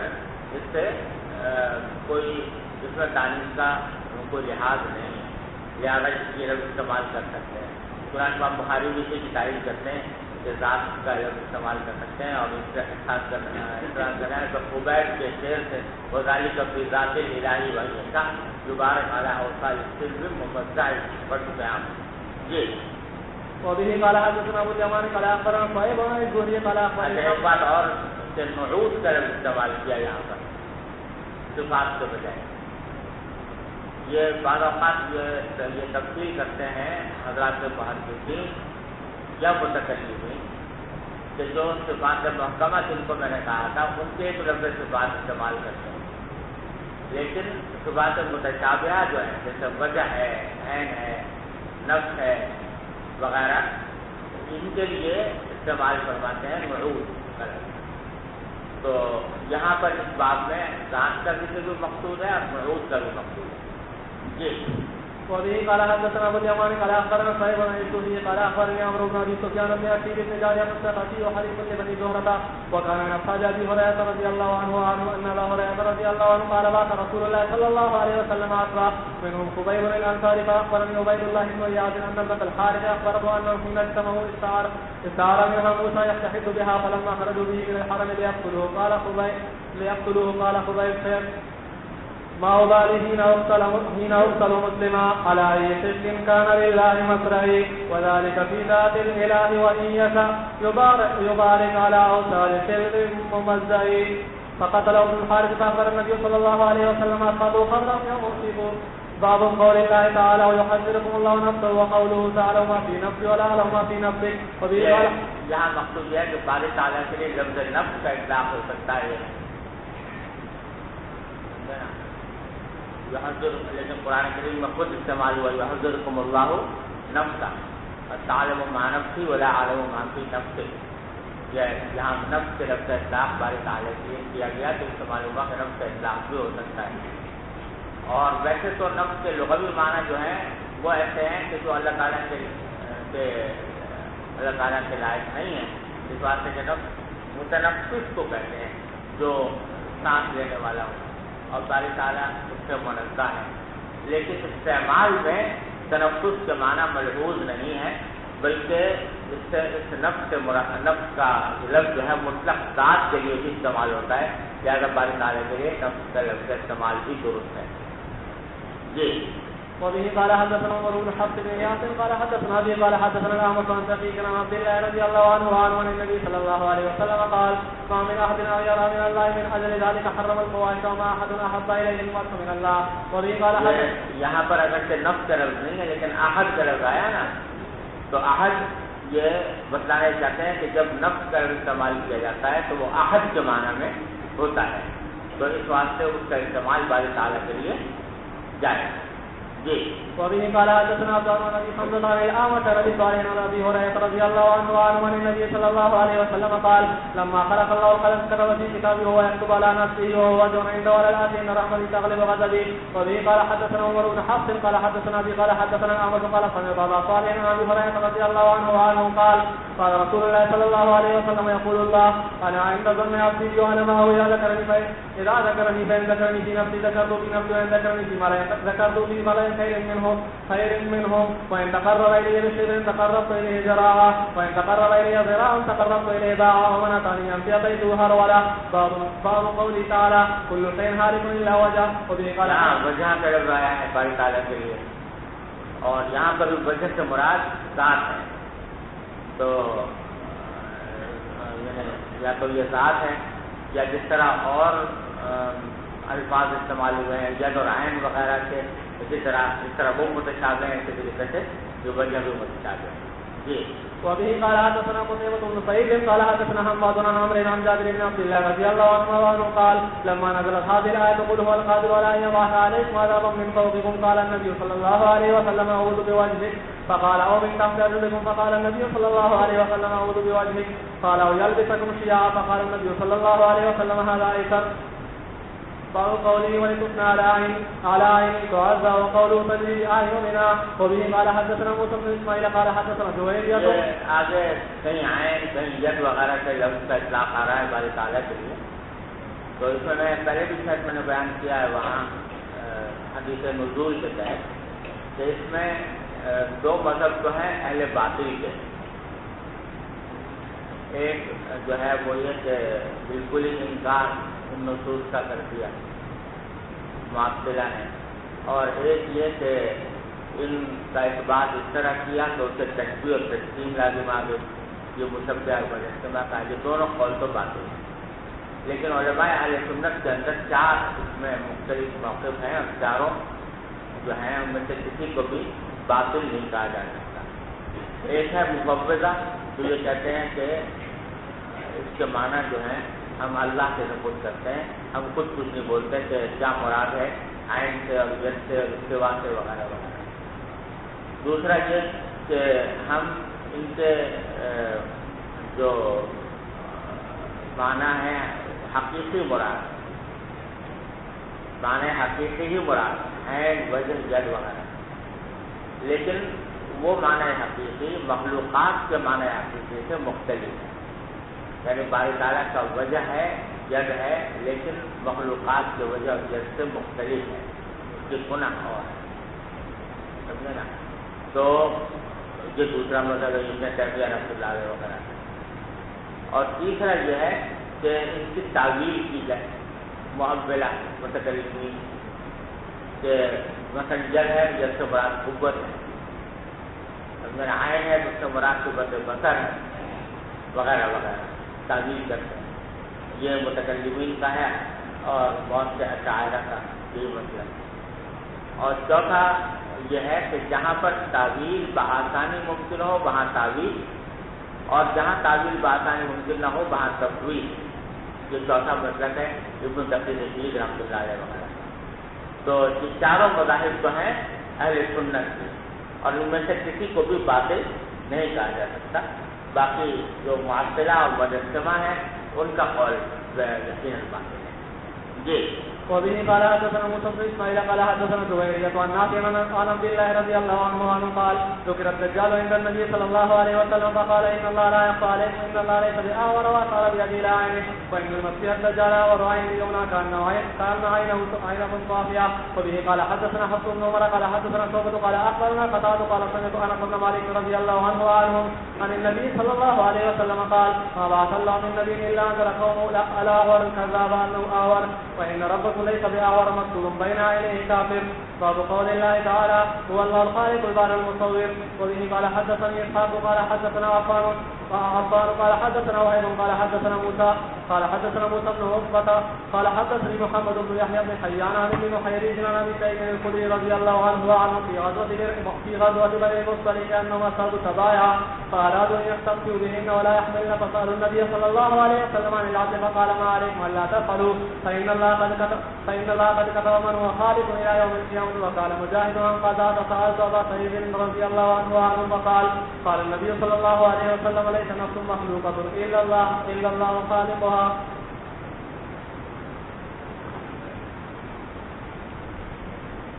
بسم الله الرحمن الرحيم. باب قول الله لما خلقت بيدي. وبه قال حدثنا معاذ بن فزارة قال حدثنا هشام عن قتادة عن أنس أن النبي صلى الله عليه وسلم قال يجمع المؤمنون يوم القيامة كذلك فيقولون لو استشفعنا إلى ربنا حتى يريحنا من مكاننا هذا فيأتون آدم فيقولون يا آدم أما ترى الناس خلقك الله بيده وأسجد لك ملائكته وعلمك أسماء كل شيء اشفع لنا إلى ربنا حتى يريحنا من مكاننا هذا فيقول لست هناك ويذكر لهم خطيئته التي أصاب ولكن نوحا فإنه أول رسول الله بعثه الله إلى أهل الأرض فيأتون نوحا فيقول لست هناكم ويذكر خطيئته التي أصابه ولكن يأتوا إبراهيم خليل الرحمن فيأتوا إبراهيم فيقول لست هناكم ويذكر لهم خطاياه التي أصابها ولكن يأتوا موسى عبدا آتاه الله التوراة وكلمه تكليما فيأتون موسى فيقول لست هناكم ويذكر لهم خطيئته التي أصابه ولكن يأتوا عيسى عبد الله ورسوله وكلمته وروحه فيأتون عيسى فيقول لست هناكم ولكن يأتوا محمدا عبدا غفر الله له ما تقدم من ذنبه وما تأخر فيأتوني فأنطلق فأستأذن على ربي ويؤذن لي عليه فإذا رأيت ربي وقعت له ساجدا فيدعني ما شاء الله أن يدعني ثم يقال ارفع محمد وقلت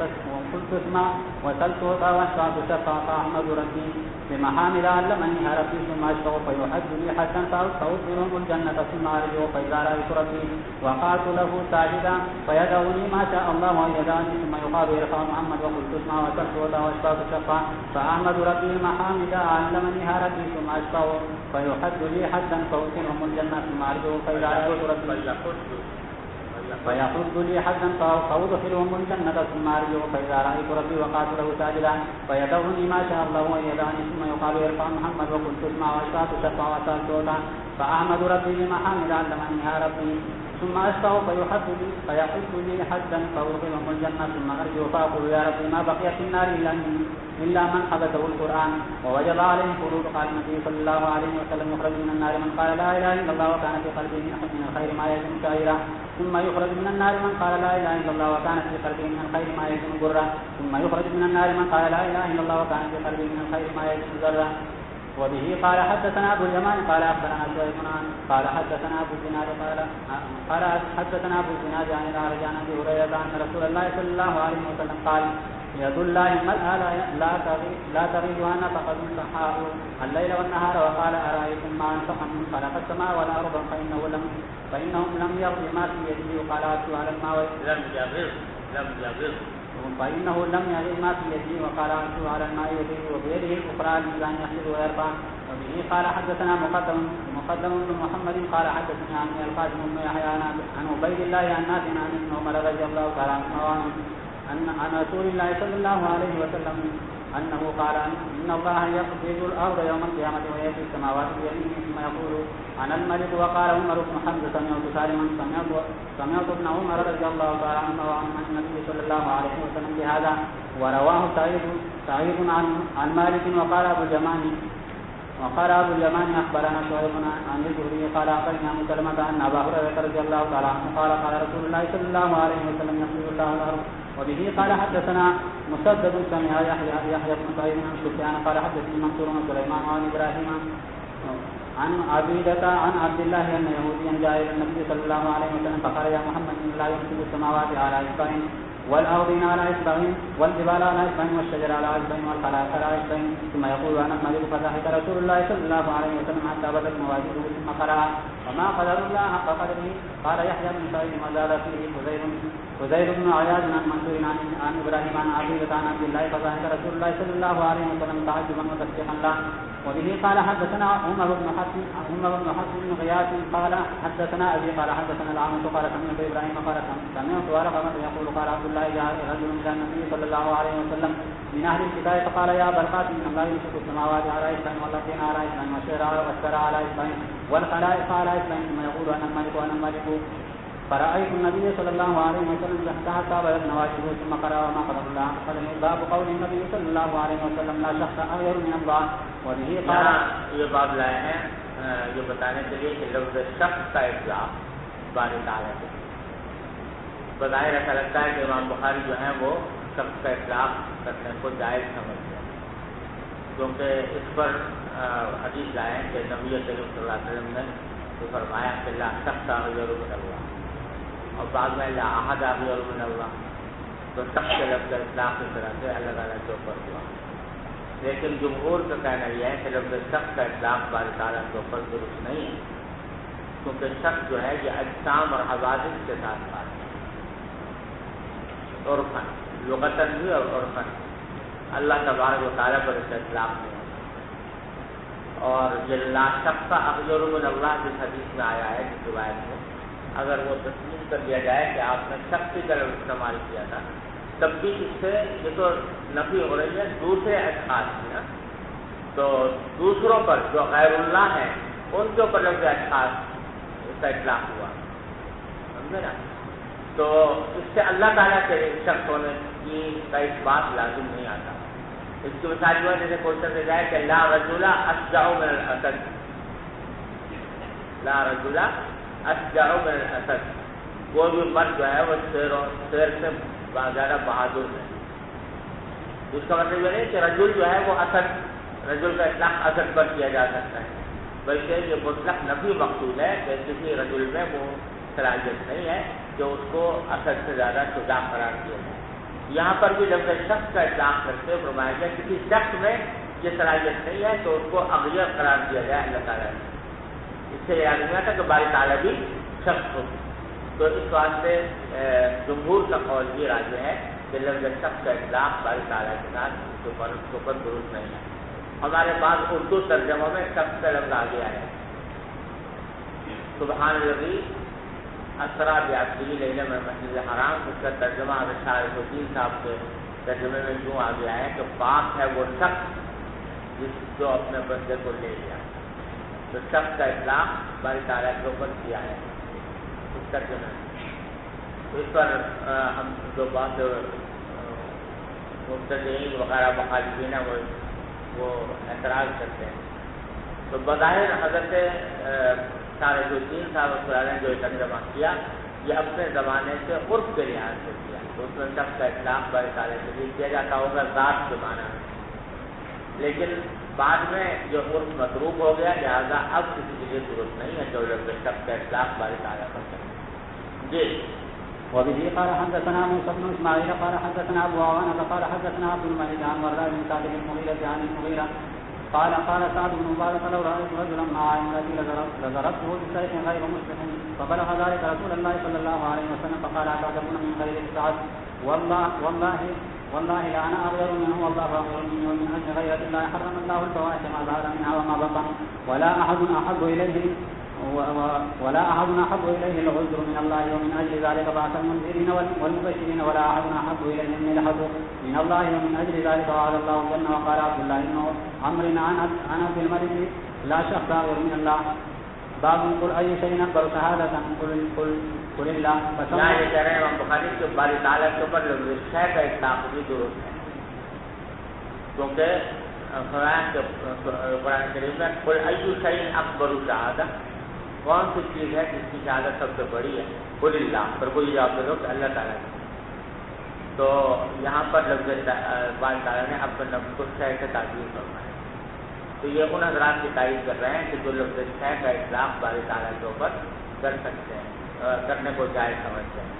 دوسرے حضرات کہتے ہیں کہ نہیں، شے جو ہے یہ لفظ مخلوقات کے ساتھ خاص ہے، ممکنات کے ساتھ خاص ہے، اور یہ اللہ تعالیٰ کے لیے اس کا استعمال درست نہیں ہے۔ جی فسمى الله نفسه شيئا وسمى النبي صلى الله عليه وسلم القرآن شيئا وهو صفة من صفات الله وقال كل شيء هالك إلا وجهه. وبه قال حدثنا عبد الله بن يوسف قال أخبرنا مالك عن أبي حازم عن سهل بن سعد قال النبي صلى الله عليه وسلم رجل ما أعطى من القرآن شيء قال عن سورة كذا وسورة كذا لسور سماها باب قوله وكان عرشه على الماء وهو رب العرش العظيم. وقال ابو العالية استوى الى السماء ارتفع فسواهن خلقهن. وقال مجاهد استوى على العرش. وقال ابن عباس من المجيد الكريم والودود الحميد حبيب. وقال حميد مجيد كانه فعيل من ماجد محمود من حمله. وبه قال حدثنا عبد عن ابي حمزة عن الاعمش عن جابر بن شداد عن صفوان بن محرز عن عمران بن محرز عن عمران بن حسين قال إني عند النبي صلى الله عليه وسلم جاءوا قوم من بني تميم فقال اقبلوا البشرى يا بني تميم قالوا بشرتنا فأعطنا فدخلنا من أهل اليمن فقال اقبلوا البشرى يا أهل اليمن إذ لم يقبلها بني تميم قالوا قد قبلنا جئناك لنتفقه في الدين ولنسألك عن أول هذا الأمر ما كان. قال كان الله ولم يكن شيء قبله وكان عرشه على الماء ثم خلق السماوات والأرض وكتب في الذكر كل شيء ثم أتاني رجل فقال يا عمران أدرك ناقتك فقد ذهبت فانطلقت اطلبها فاذا السراب ينقطع دونها وعلم الله لوددت انها قد ذهبت ولم اكن. وبه قال حدثنا علي بن عبد الله قال حدثنا عبد الرزاق قال اخبرنا معمر عن حمام قال حدثنا ابو هريره رضي الله تعالى عنه عن النبي صلى الله عليه وسلم قال ان الله لا تغيبها نفقه صحاء الليل والنهار ارايتم ما انفق من خلق السماوات والارض والأرض فإنه لم ينقص ما في يمينه وأرجو على الماء وبه أخرى الخير أو قال القبض يرفع ويحسن. وبه قال حدثنا أحمد قال حدثنا محمد بن أبي بكر المقدمي قال حدثنا حماد بن زيد عن ثابت عن أنس قال جاء زيد بن حارثة يشكو فجعل النبي صلى الله عليه وسلم يقول اتق الله وأمسك عليك زوجك. قال رسول الله صلى الله عليه وسلم لو كان رسول الله صلى الله عليه وسلم كأنما شيئا لكتم هذه الآية. قال وكانت كاتما شيئا لكتم هذه الآية. لو كان رسول الله صلى الله عليه وسلم كاتما شيئا لكتم هذه الآية. قال وكانت يعني سبحانه تبدي في نفسك ما الله مبديه وتخفي في نفسك ما الله مبديه وتخشى الناس. کیونکہ اس پر نبی کریم صلی اللہ علیہ وسلم پر اللہ تعالیٰ نے ایک طرح سے تشریح فرمائی ہے. تو اگر اس طرح حضور چھپانے والے ہوتے کسی آیت کو تو اس آیت کو چھپا دیں. جی وكانت تقول على أزواج النبي صلى الله عليه وسلم تقول زوجكن أهاليكن وزوجني الله من فوق سبع سماوات وأنزالهما وتخفي في نفسك ما الله مبديه وتخشى الناس. نزلت في شان زينب وزيد نزلت في شان زينب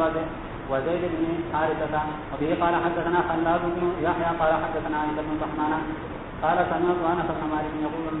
نزلت آية الحجاب في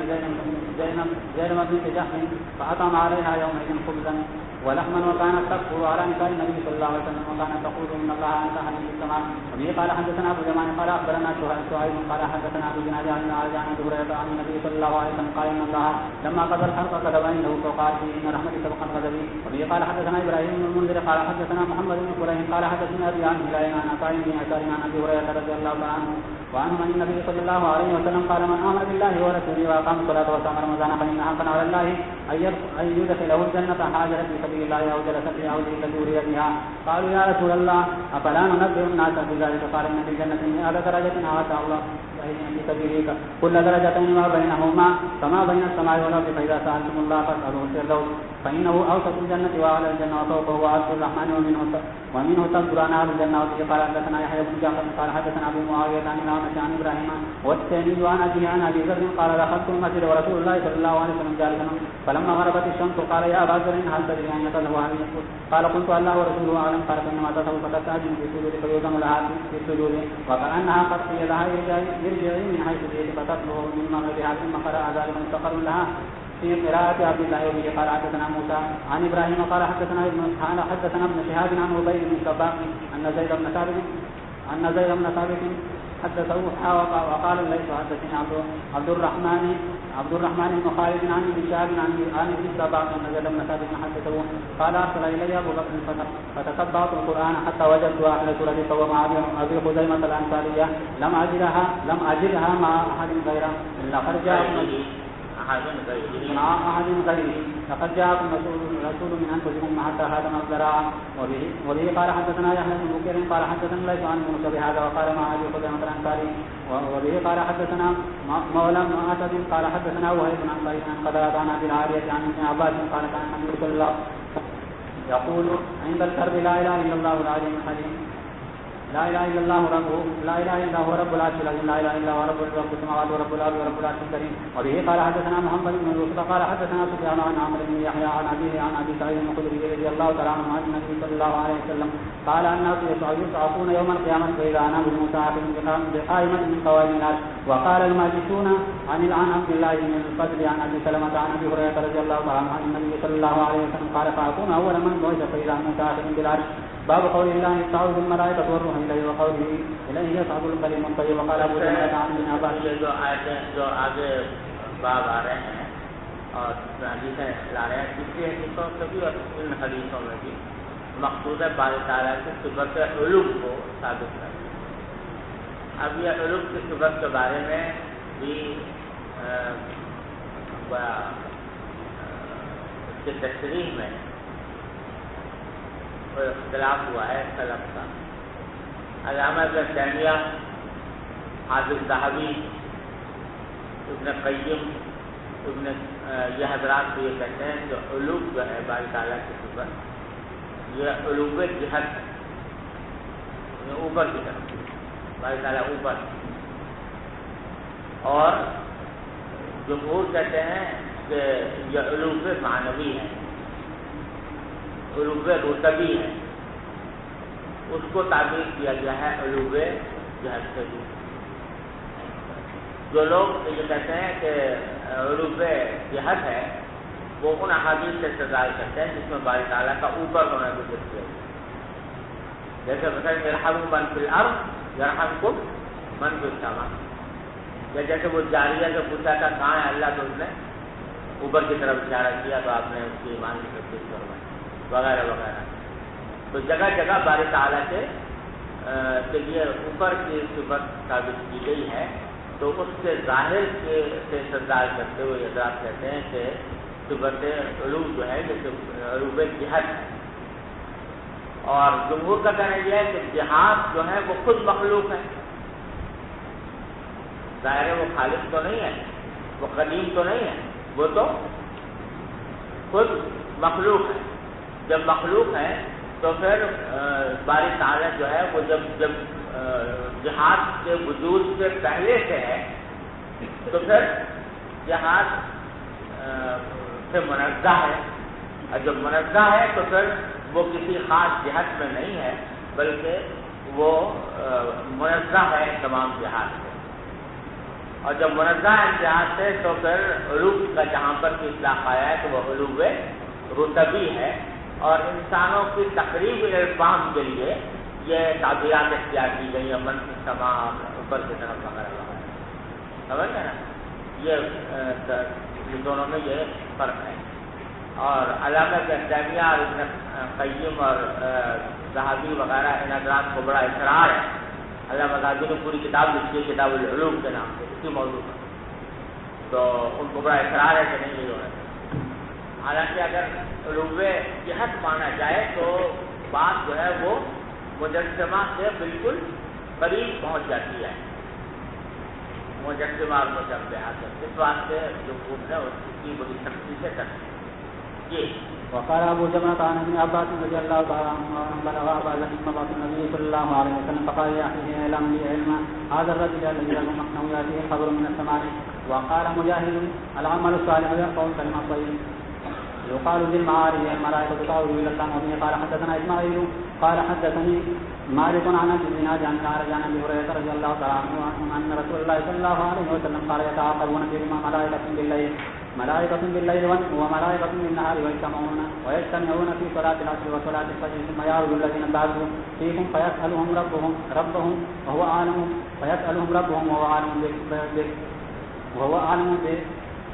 أعلم بكم كيف تركتم عبادي فيقولون تركناهم هم يصلون وآتيناهم يصلون. وقال خالد بن مخلد حدثنا سليمان قال